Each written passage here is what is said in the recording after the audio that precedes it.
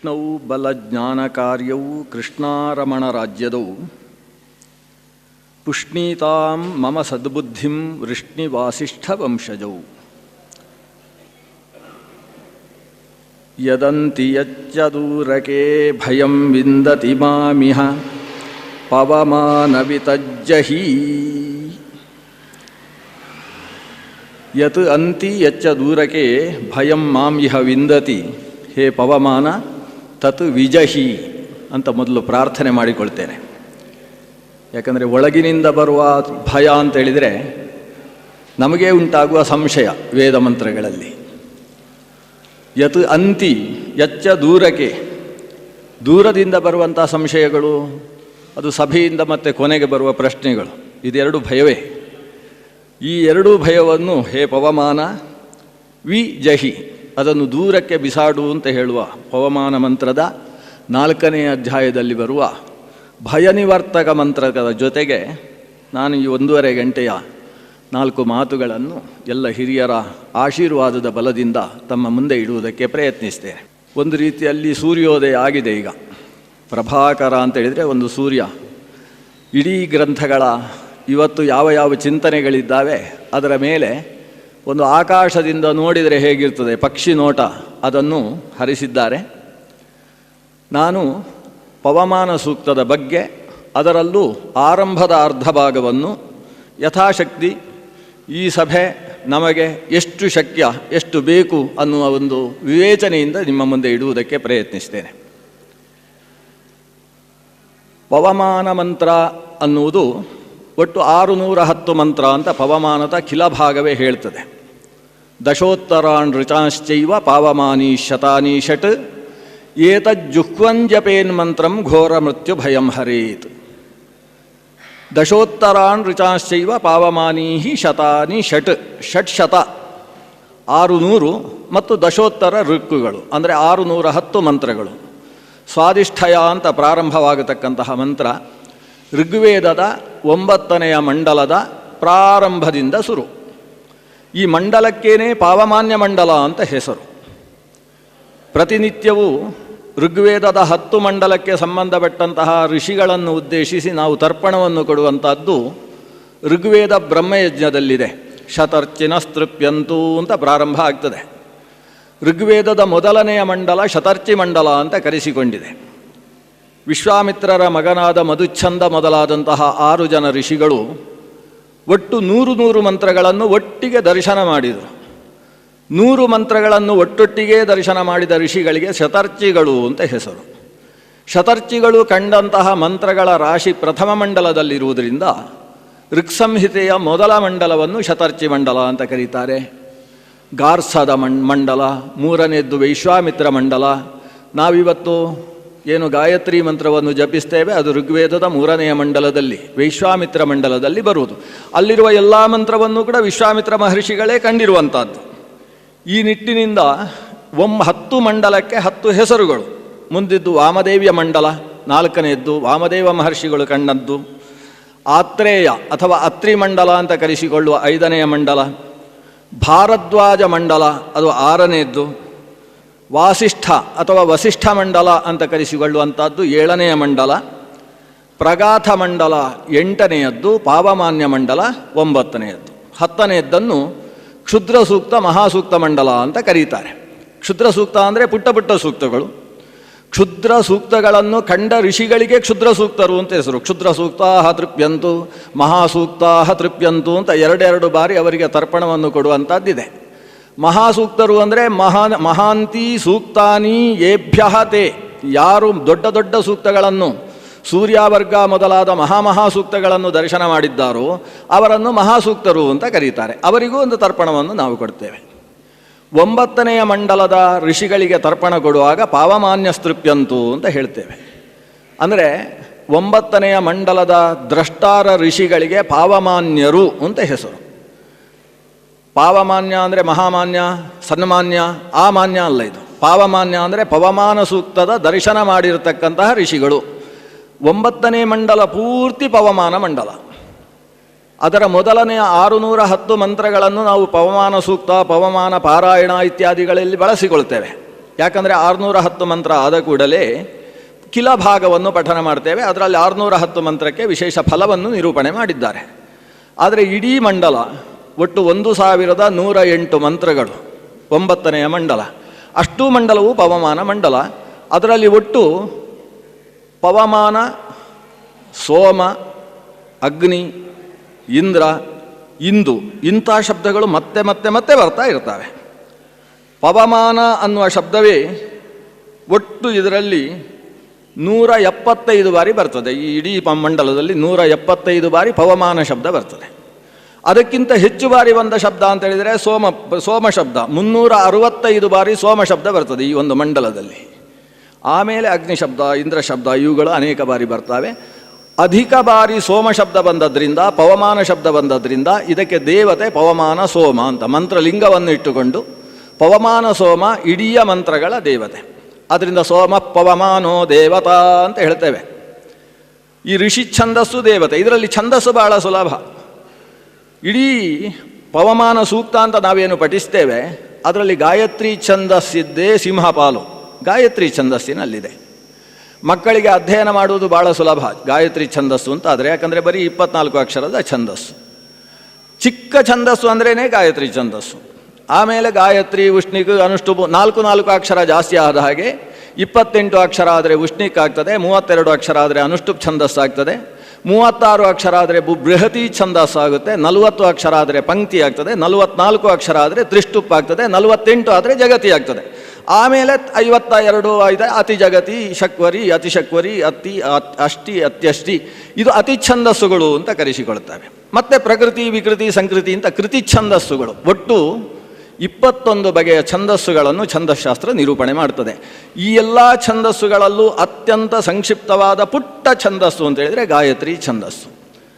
ಭೂಹು ಅಂತ ಹೇಳುವ ವ್ಯಾಹೃತಿಗೆ ಗಾಯತ್ರಿ ಛಂದಸ್ಸು. ಗಾಯತ್ರಿಷ್ಣಿಗನುಷ್ಟು ಬೃಹತ್ಯಶ್ಚಂದಾಂಸಿ ಅಂತ ವ್ಯಾಹೃತಿಗಳನ್ನು ಹೇಳುವಾಗ ಹೇಳ್ತೇವೆ ನಾವು. ಅದರಲ್ಲಿ ಭೂಹು ಅನ್ನುವ ಛಂದಸ್ಸಿಗೆ ಸಂಬಂಧಪಟ್ಟ ವ್ಯಾಹೃತಿಗೆ ಸಂಬಂಧಪಟ್ಟ ಛಂದಸ್ಸು. ಆದ್ದರಿಂದ ಗಾಯತ್ರಿ ಛಂದಸ್ಸಿನಲ್ಲಿರುವ ಮಂತ್ರ ಅನ್ನುವ ಕಾರಣದಿಂದ ಪುಟ್ಟ ಮಕ್ಕಳು ವೇದಾಧ್ಯಯನ ಶುರು ಮಾಡುವುದಾದರೆ ಅವರಿಗೆ ಮೊದಲು ಪವಮಾನ ಸೂಕ್ತ ಒಂದಿಷ್ಟು ಪಾಠ ಮಾಡಿ ಆಮೇಲೆ ಅಗ್ನಿಮೀಳೆ ಪುರೋಹಿತಂ ಅಂತ ಪ್ರಾರಂಭ ಮಾಡುವಂತಹ ಸಂಪ್ರದಾಯ ನಮ್ಮಲ್ಲಿ ಅನೇಕರಲ್ಲಿ ಇದೆ. ಯಾಕಂದರೆ ಪವಮಾನ ಸೂಕ್ತ ಒಂದು ಬಾರಿ ಅವರಿಗೆ ಕಲ್ತರೆ ಅಲ್ಲಿಗೆ ಧೈರ್ಯ ಬರ್ತದೆ, ನಾನು ವೇದ ಓದಬಲ್ಲೆ ಅಂತ ಒಂದು ಧೈರ್ಯ ಬರ್ತದೆ.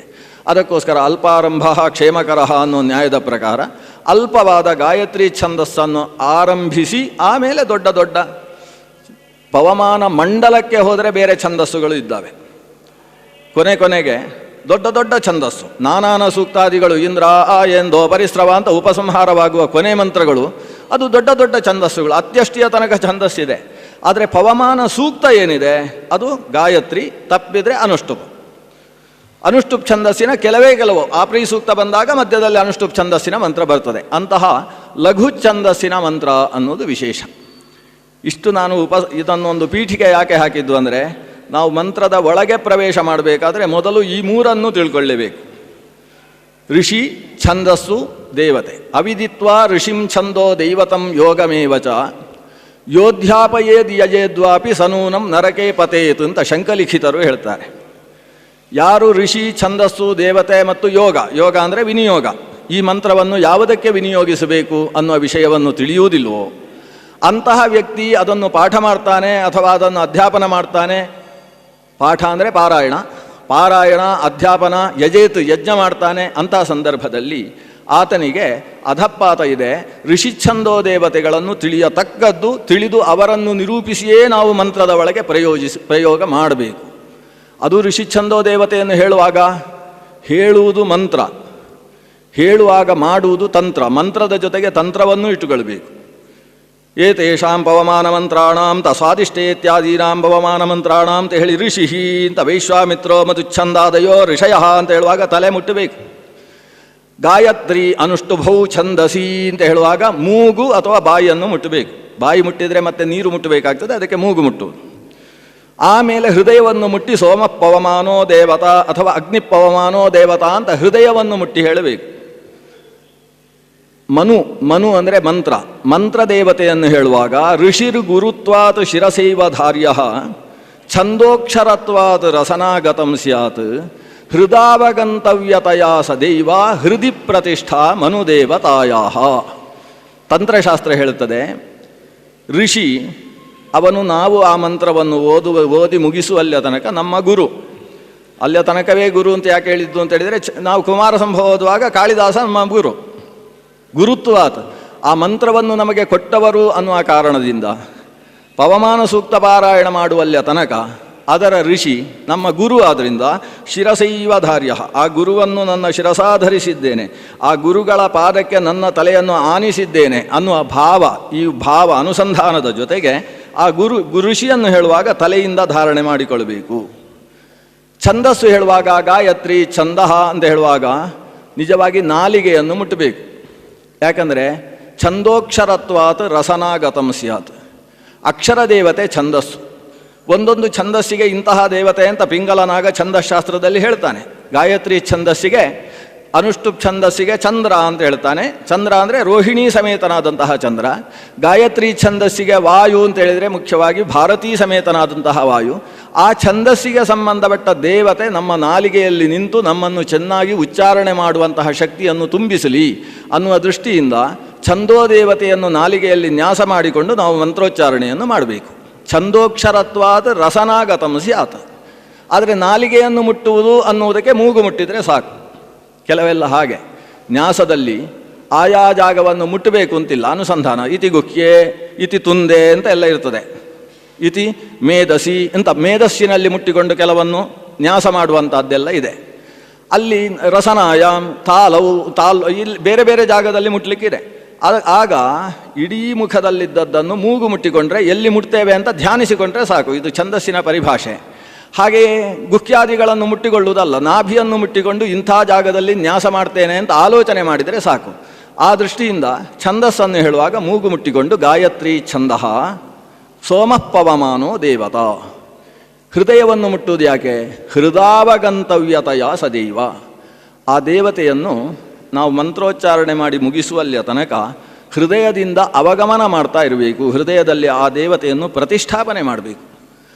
ಕೊನೆಯ ತನಕವೂ ಆ ದೇವರು ಒಳಗಿರಬೇಕು. ಹೇಗೆ ನಾವು ಗಾಯತ್ರಿ ಮಂತ್ರವನ್ನು ಜಪಿಸಬೇಕಾದರೆ ಗಾಯತ್ರಿ ಮಂತ್ರ ಪ್ರತಿಪಾದ್ಯ ದೇವ ನಮ್ಮ ಹೃದಯದಲ್ಲಿ ಸನ್ನಿಹಿತನಾಗಬೇಕು.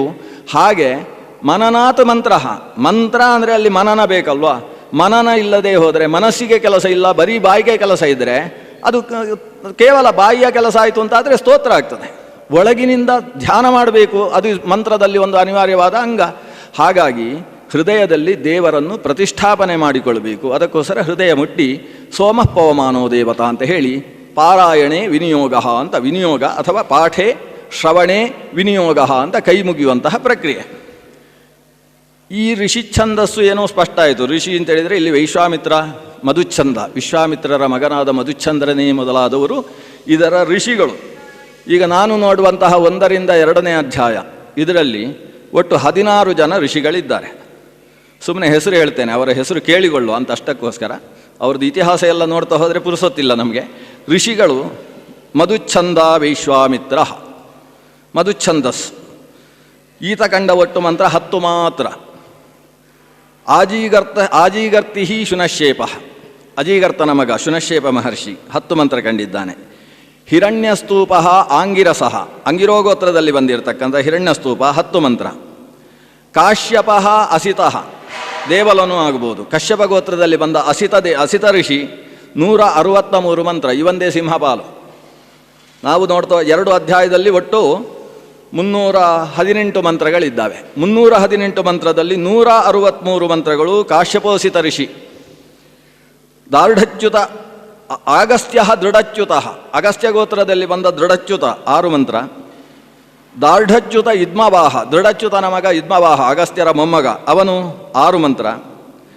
ಆಂಗಿರಸಃ ವೈಖಾನಸಃ ಆಂಗಿರಸಃ ಪ್ರಿಯಮೇಧ ಆಂಗಿರಸಃ ಬಿಂದು ಆಂಗಿರಸಃ ಗೌತಮ ರಾಹುಗಣ ಶಾಪಾಶ್ವ ಆತ್ರೇಯ ತ್ರಿತ ಆಪ್ತ್ಯ ಪ್ರಭುವಸು ಆಂಗಿರಸಃ ರಹುಗಣ ಆಂಗಿರಸಃ ಬೃಹಸ್ಪತಿ ಆಂಗಿರಸಃ. ಅನೇಕರು ಆಂಗಿರಸ ಗೋತ್ರೋತ್ಪನ್ನರು.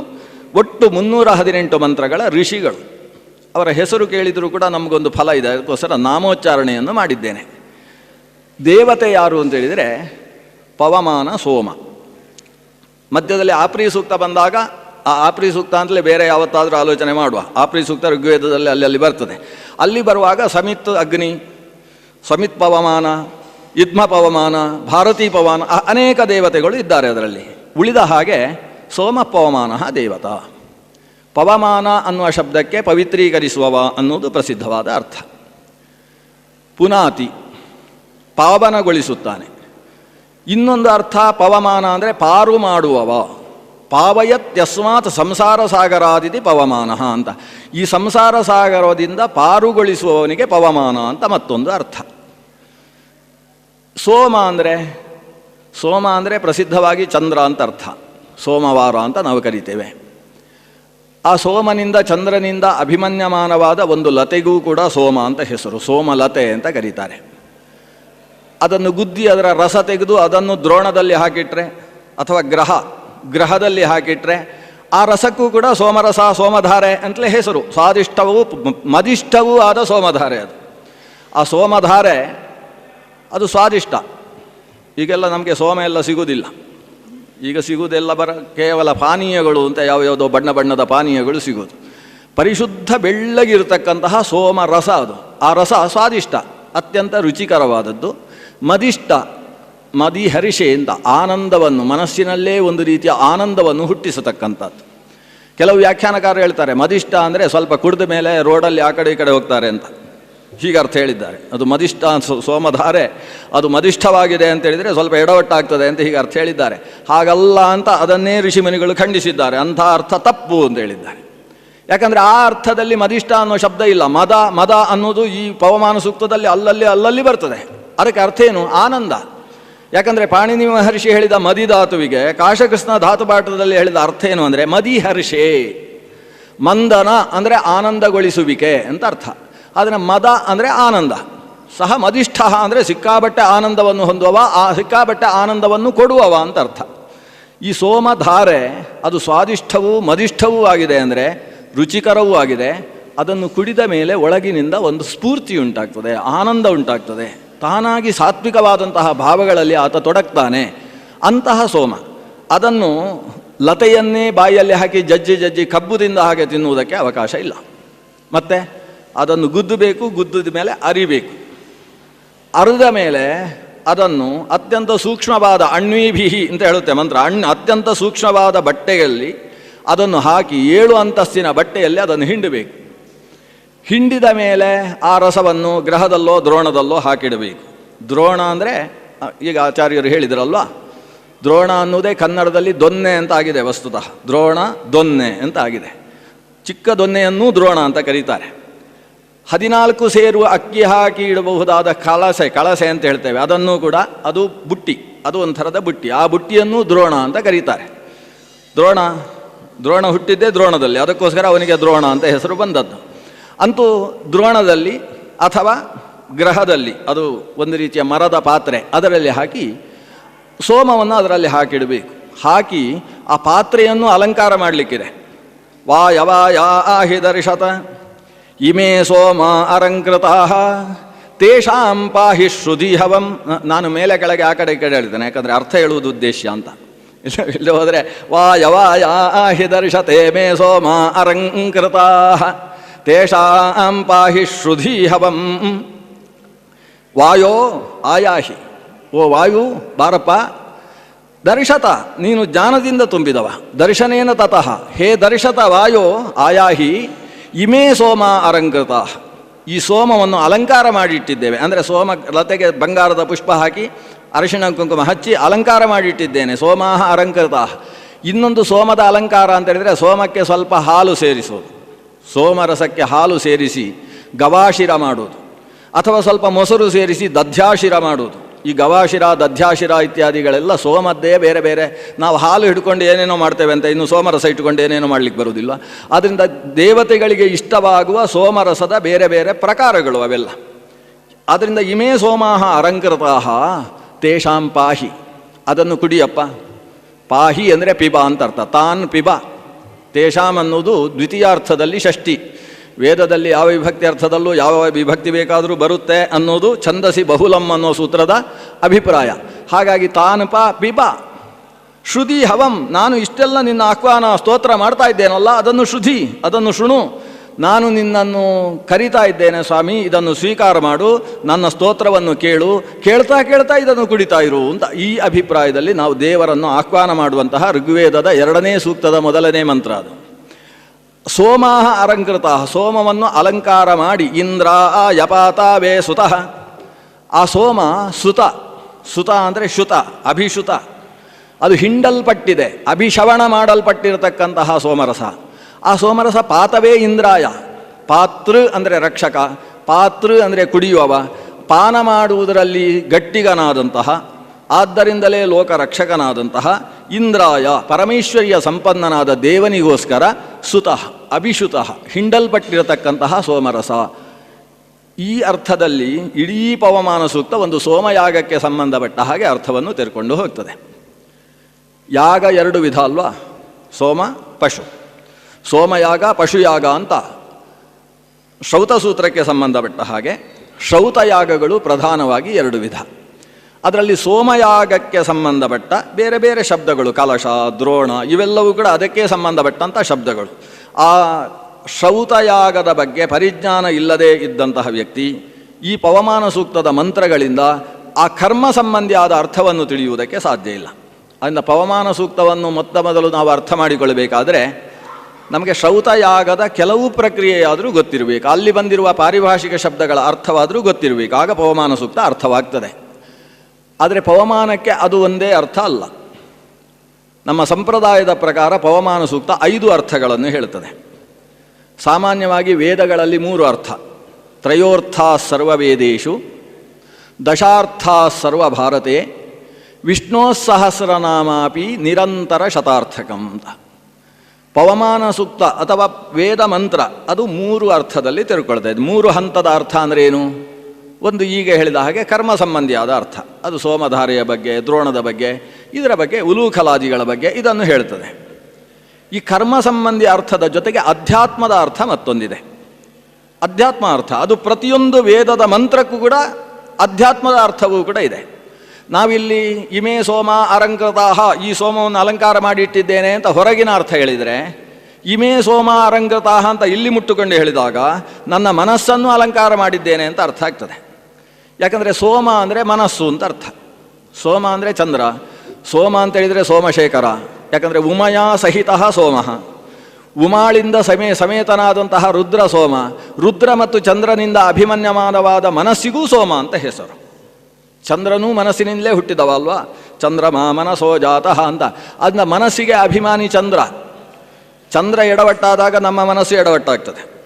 ಈ ಹುಣ್ಣಿಮೆ ಅಮಾವಾಸ್ಯೆ ಕೆಲವರೆಲ್ಲ ಈ ನಿಮ್ಮಾನ್ಸೆಲ್ಲ ಸಿಕ್ಕಾಬಟ್ಟೆ ಗಲಾಟೆ ಹುಣ್ಣಿಮೆ ಅಮಾವಾಸ್ಯೆ ದಿವಸ. ಯಾಕಂದರೆ ಈ ಚಂದ್ರ ಎಡವಟ್ಟಾದಾಗ ಮನಸ್ಸು ಎಡವಟ್ಟಾಗುತ್ತೆ ಅನ್ನೋದು ಎಲ್ರಿಗೂ ಗೊತ್ತಿರುವಂಥ ವಿಷಯ. ಮನಸ್ಸು ಚಂದ್ರನಿಗೆ ಚಂದ್ರ ಮನಸ್ಸು ಇವಕ್ಕೆ ಒಂದು ಅವಿನಾಭಾವವಾದ ಸಂಬಂಧ ಇದೆ. ಚಂದ್ರ ಮನೋನಿಯಾಮಕನಾಗಿದ್ದಾನೆ. ಚಂದ್ರನ ಜೊತೆಗೆ ಚಂದ್ರಶೇಖರನೂ ಕೂಡ ಮನೋನಿಯಾಮಕ, ಅವನು ಮನೋಭಿಮಾನಿಯಾದಂತಹ ದೇವ. ಹಾಗಾಗಿ ಮನಸ್ಸಿಗೆ ಸಂಬಂಧಪಟ್ಟಂತಹ ಚಂದ್ರ ಸೋಮ ಇಬ್ಬರೂ ಕೂಡ ಮನಸ್ಸು ಅನ್ನೋ ಅರ್ಥವನ್ನು ಹೇಳತಕ್ಕಂಥ ಶಬ್ದದಿಂದಲೇ ಪ್ರತಿಪಾದ್ಯರು. ಸೋಮ ಅಂದರೆ ಮನಸ್ಸು, ಸೋಮ ಅಂದರೆ ಮನೋಭಿಮಾನಿಗಳಾಗಿರ್ತಕ್ಕಂಥ ದೇವತೆಗಳು. ಇಮೇ ಸೋಮಾಹ ಅಲಂಕೃತಾಹ, ಈ ನನ್ನ ಮನಸ್ಸಿದೆ ಅಲ್ವಾ, ಮನಸ್ಸು ಬುದ್ಧಿ ಅಹಂಕಾರ ಚಿತ್ತ ಚೇತನ ಅಂತ ಹೇಳ್ತಕ್ಕಂತಹ ಇಮೇ ಸೋಮಾಹ, ಈ ನನ್ನ ಮನಸ್ಸುಗಳು ಇದು ಅಲಂಕೃತಾಹ, ಚೆನ್ನಾಗಿ ಅಲಂಕರಿಸಿಟ್ಟಿದ್ದಾವೆ. ಯಾವುದರಿಂದ? ಭಕ್ತಿ ಶ್ರದ್ಧೆಗಳಿಂದ ಅಲಂಕಾರ ಆಗಿದೆ. ಆದ್ದರಿಂದ ವಾಯೋ ಆಯಾಹಿ ದರ್ಶತ ಇಮೇ ಸೋಮ ಅಲಂಕೃತಾಹ ತೇಷಾಂ ಪಾಹಿ ಶ್ರುತಿ ಹವಂ, ಈ ನನ್ನ ಮನಸ್ಸಿನಲ್ಲಿದ್ದ ಭಕ್ತಿ ರಸವನ್ನು ನೀನು ಪಾನ ಮಾಡು, ಆ ಮೂಲಕ ನನ್ನನ್ನು ಅನುಗ್ರಹ ಮಾಡು ಅಂತ. ಇದು ಅಧ್ಯಾತ್ಮದ ಅರ್ಥ ಆಗ್ತದೆ. ಹೊರಗಿನಿಂದ ಸೋಮರಸಕ್ಕೆ ಹೇಳಿದ ಅರ್ಥ, ಸ್ವಾದಿಷ್ಟಯ ಮದಿಷ್ಟಯ ಇತ್ಯಾದಿ ಎಲ್ಲ ಮಂತ್ರವನ್ನು ನಾವು ಅಧ್ಯಾತ್ಮದ ಆಲೋಚನೆ ಮಾಡಿಕೊಂಡು ನೋಡಿದರೆ ಅದು ಅಧ್ಯಾತ್ಮದ ಅರ್ಥವನ್ನು ಕೊಡ್ತದೆ. ಆ ಅಧ್ಯಾತ್ಮದ ಅರ್ಥಕ್ಕೆ ಸಂಬಂಧಪಟ್ಟ ಹಾಗೆ ಸೋಮಪವಮಾನ ಇದರ ದೇವತೆ. ಯಾರದು ಸೋಮಪವಮಾನ? ಅಧ್ಯಾತ್ಮದಲ್ಲಿ 5 ಮನಸ್ಸು, ಸೋಮ 5 ಮನಸ್ಸಿದೆ. ಮನಸ್ಸಿನಲ್ಲಿ ಮೊದಲ ಮನಸ್ಸಿಗೆ ಮನಸ್ಸು ಅಂತಲೇ ಹೆಸರು. ಹೇಗೆ ಪಂಚಪ್ರಾಣಗಳಲ್ಲಿ ಮೊದಲ ಪ್ರಾಣ ಯಾರು? ಪ್ರಾಣನೇ. ಪ್ರಾಣನೆಂಬ ಪ್ರಾಣ, ಅಪಾನ ವ್ಯಾನ ಉದಾನ ಸಮಾನನೆಂಬ ಪ್ರಾಣ. ಹೀಗೆ 5 ಪ್ರಾಣರಲ್ಲಿ ಮೊದಲ ಪ್ರಾಣ ಹೇಗೆ ಪ್ರಾಣನೇ, ಹಾಗೆ ಪಂಚ ಮನಸ್ಸುಗಳಲ್ಲಿ ಮೊದಲ ಮನಸ್ಸು ಬುದ್ಧಿ ಅಹಂಕಾರ ಚಿತ್ತ ಚೇತನ. ಒಂದೊಂದರ ಕೆಲಸ ಒಂದೊಂದಷ್ಟೇ. ಯಾಕಂದರೆ ಕಪಿಲ ಗೀತೆ ಹೇಳುವಾಗ ಏನು ಹೇಳ್ತದೆ? ಮನೋಬುದ್ಧಿರಹಂಕಾರ ಚಿತ್ತಮಿತ್ಯಂತರಾತ್ಮನಃ ಚತುರ್ಧ ಲಕ್ಷ್ಯತೆ ಭೇದ ವೃತ್ತ್ಯಾ ಲಕ್ಷಣ ರೂಪಯ. ಮನಸ್ಸನ್ನೇ 5 ಪ್ರಭೇದವಾಗಿ ಪರಿಕಲ್ಪಿಸುವುದು ಯಾಕೆ ಅಂದರೆ ಆ ಮನಸ್ಸಿನಲ್ಲಿ 5 ಕೆಲಸ ನಡೆಯುತ್ತೆ. ಮನಸ್ಸು ಏನು ಮಾಡ್ತದೆ? ಸಂಶಯಕ್ಕೆ ಕಾರಣ, ಸಂಶಯಂ ಕುರುತೆ ಮನಃ. ಬುದ್ಧಿ ಅಧ್ಯವಸಾನಾಯ, ತೀರ್ಮಾನ ಮಾಡುವ ಕೆಲಸ ಬುದ್ಧಿ ಮಾಡ್ತದೆ. ಅಹಂ ಅನ್ನುವ ಭಾವವನ್ನು ಅಹಂಕಾರ ಹುಟ್ಟಿಸ್ತದೆ. ಚಿತ್ತಮು ಸ್ಮರಣ ಕಾರಣಂ, ಚಿತ್ತ ಎಂಬುದು ನಿನ್ನೆ ಕೇಳಿದ್ದನ್ನು ಇವತ್ತು ನೆನಪಿಗೆ, ಅಥವಾ ಇವತ್ತು 1.5 ಗಂಟೆ ಮಾತಾಡಿದ್ದನ್ನು ನಾಳೆಯೂ ನೆನಪಿಟ್ಟುಕೊಳ್ಳುವುದಕ್ಕೆ ಕಾರಣೀಭೂತವಾದದ್ದು ಚಿತ್ತ. ಚೇತನ ಅನ್ನೋದು ಮುಂದಕ್ಕೆ ಆಗಬಹುದಾದದ್ದನ್ನು ಸ್ಪಷ್ಟವಾಗಿ 100ಕ್ಕೆ 100 ತಿಳ್ಕೊಳ್ತದೆ. ನಾವು 6th ಸೆನ್ಸ್ ಅಂತೇವೆ ಅದು. ಅಂಥದ್ದು ಮನಸ್ಸಿನ 5 ಪ್ರಭೇದಗಳು. ಇಮೇ ಸೋಮಾಹ ಅಂತ ಹೇಳಿದರೆ ಒಳಗಿನ ಆ ಮನಸ್ಸುಗಳು, ಅದು ಅರಂಕದ. ಈ ಸೋಮ ಏನಿದೆ, ಈ ಪಂಚ ಮನಸ್ಸುಗಳು, ಇದಕ್ಕೆ ಸಂಬಂಧಿಸಿದ 5 ದೇವತೆಗಳು. 5 ದೇವತೆಗಳು ಯಾರೆಲ್ಲ? ವಿಷ್ಣು, ವಾಯು, ಭಾರತಿ, ಸೋಮ, ಅಗ್ನಿ. ಇವರು 5 ದೇವತೆಗಳು. ಸಾಮಾನ್ಯವಾಗಿ ಪವಮಾನ ಸೂಕ್ತ ಹೋಮ ಮಾಡುವಾಗ 5 ಕಲಶಗಳನ್ನಿಟ್ಟು ಹೋಮ ಮಾಡುವಂಥದ್ದು ಸಂಪ್ರದಾಯ ಇದೆ. ಪಂಚಕಲಶಗಳನ್ನಿಡುವುದೇ ಈ ಪಂಚದೇವತೆಗಳನ್ನು ಉದ್ದೇಶಿಸಿ. ಅಲ್ಲಿ ಕ್ಷೀರಸರ್ಪಿ ಮಧೂದಕಗಳನ್ನು ವಿಶೇಷವಾಗಿ ದಾನ ಕೊಡುವಂಥದ್ದು ಅನ್ನುವ ವಿಧಾನ ಇದೆ. ಅದು ಕೂಡ ಈ ದೇವತಾ ಪ್ರೀತಿಗೋಸ್ಕರವೇ ಮಾಡತಕ್ಕಂಥ ವಿಧಾನ. ಒಂದೊಂದು ಮಂತ್ರವು ಈ 5 ದೇವತೆಗಳ ಬಗ್ಗೆ ತೆರೆಕೊಳ್ತದೆ ಅನ್ನೋದು ವಿಶೇಷ. ಯಾಕಂದರೆ ಸೋಮ ಅನ್ನುವ ಶಬ್ದಕ್ಕೆ ವಿಷ್ಣು ಅನ್ನುವುದು ಒಂದು ಅರ್ಥ, ಮಾ ಅನ್ನುವುದಕ್ಕೆ ಲಕ್ಷ್ಮೀದೇವಿ ಅಂತ ಅರ್ಥ ಇದೆ. ಇಂದಿರಾ ಲೋಕಮಾತಾ ಮಾ ಅಂತ ಅಮರಕೋಶದಲ್ಲಿ ಮಾ ಅನ್ನುವುದು ಲಕ್ಷ್ಮೀದೇವಿಯನ್ನು ಹೇಳುವಂತಹ ಶಬ್ದ. ಮಾ ಧವ ಅಂದರೆ ಲಕ್ಷ್ಮಿಯ ಪತಿ ಅಂತ ಅರ್ಥ. ಉಮಾ ಧವ ಅಂದರೆ ಉಮೆಯ ಪತಿ ಅಂತ ಅರ್ಥ. ಮಾ ಅಂದರೆ ಲಕ್ಷ್ಮಿ. ಉ ಅನ್ನುವುದು ಉತ್ಕರ್ಷವನ್ನು ಹೇಳತಕ್ಕಂತಹ ಶಬ್ದ. ಉ ಮಾ ಅಂದರೆ ಉತ್ಕೃಷ್ಟಳಾದಂತಹ ಇಂದ್ರಾಣಿ ಮಾಸುನಾರೀಷು ಸುಭಗಾಂ ಅಹಮಶ್ರವಂ ಅಂತ. ಆ ಇಂದ್ರಾಣಿ, ಇಂದ್ರ ಅಂದರೆ ಪರಮೇಶ್ವರಿಯ ಸಂಪನ್ನನಾದ ಪರಮೇಶ್ವರ, ಅವಳ ಪತ್ನಿಯಾದ ಇಂದ್ರಾಣಿ ಆಸು ನಾರೀಷು ಸುಭಗಾಂ, ಲೋಕದ ನಾರಿಯರಲ್ಲಿ ಶ್ರೇಷ್ಠಳು ಅನ್ನುವ ಕಾರಣದಿಂದ ಲಕ್ಷ್ಮೀದೇವಿಯನ್ನು ಉ ಮಾ ಅಂತ ಕರೆಯೋದು. ಉತ್ಕೃಷ್ಟಳಾದಂತಹ ಮಾ ಅಂದರೆ ಲಕ್ಷ್ಮೀದೇವಿ. ಉಮಯ ಸಹಿತ ಸೋಮಃ ಅಂದರೆ ಲಕ್ಷ್ಮೀನಾರಾಯಣ ಅಂತ ಅರ್ಥ. ಲಕ್ಷ್ಮೀ ಸಮೇತನಾದಂತಹ ನಾರಾಯಣ ಅನ್ನೋದು ಸೋಮ ಶಬ್ದದ ಅರ್ಥ. ಪವಮಾನ ಅಂತ ಹೇಳಿದರೆ ಸಂಸಾರ ಸಾಗರದಿಂದ ಮೋಕ್ಷ ಕೊಡುವವ, ಅಂದರೆ ವೈಕುಂಠ ಸಮಾರಾಧನೆಯ ದಿವಸ ಆರಾಧ್ಯ ಅಂತ ಅರ್ಥ. ಮೋಕ್ಷ ಕೊಡುವವ, ಅವ ಮುಕ್ತಿಪ್ರದ. ಭಗವಂತ ನಾರಾಯಣನಿಗೆ ಬಂಧಕೋ ಭವಪಾಶೇನ ಭವಪಾಶಾಚ್ಚ ಮೋಚಕಃ, ಅವ ಮೋಚಕನಾದ್ರಿಂದ ಮುಕ್ತಿಪ್ರದಾತೃ ಆದ್ರಿಂದ ದೇವನಿಗೆ ಪವಮಾನ. ಪಾವಯತಿ ಅಸ್ಮಾತ್ ಸಂಸಾರ ಸಾಗರಾದಿತಿ ಪವಮಾನ. ಸಂಸಾರ ಚಕ್ರವನ್ನು ದಾಟಿಸಿ ಲಕ್ಷ್ಮೀ ಸಮೇತನಾಗಿ ಕಾಣಿಸಿಕೊಂಡು ಅನುಗ್ರಹ ಮಾಡುವವನಿಗೆ ಪವಮಾನ ಸೋಮ ಅಂತ ಹೆಸರು. ಅದರಿಂದ ವಿಷ್ಣುವು ಪವಮಾನ ಸೋಮ ಶಬ್ದವಾಚ್ಯ. ಪವಮಾನ ಅನ್ನುವುದಕ್ಕೆ ಗಾಳಿ, ಬೀಸುವ ಗಾಳಿ ಅನ್ನುವುದು ಪ್ರಸಿದ್ಧವಾದ ಅರ್ಥ ಅಲ್ವಾ?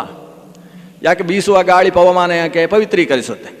ಗಾಳಿ ಬೀಸಿದರೆ ಸಾಕು, ಒಂದು ಸಲ ಹೊಲಸೆಲ್ಲ ಹೋಯಿತು ಅಂತ ಅರ್ಥ. ಗಾಳಿ ಬೀಸಿದ ಮೇಲೆ ಮಳೆ ಬಂತು ಅಂತಾದರೆ ಇನ್ನಷ್ಟು ಶುದ್ಧ ಆಯಿತು ಅಂತ ಅರ್ಥ. ಸಿಕ್ಕಾಮಟ್ಟೆ ಮಳೆ ಬಂತು ಅಂತಾದರೆ ಮತ್ತೆ ಗಲೀಜಾಯಿತು ಅಂತ ಅರ್ಥ. ಎಲ್ಲ ಇದೆ. ಆದರೆ ಗಾಳಿ ಬೀಸಿದರೆ ಶುದ್ಧವಾಗ್ತದೆ.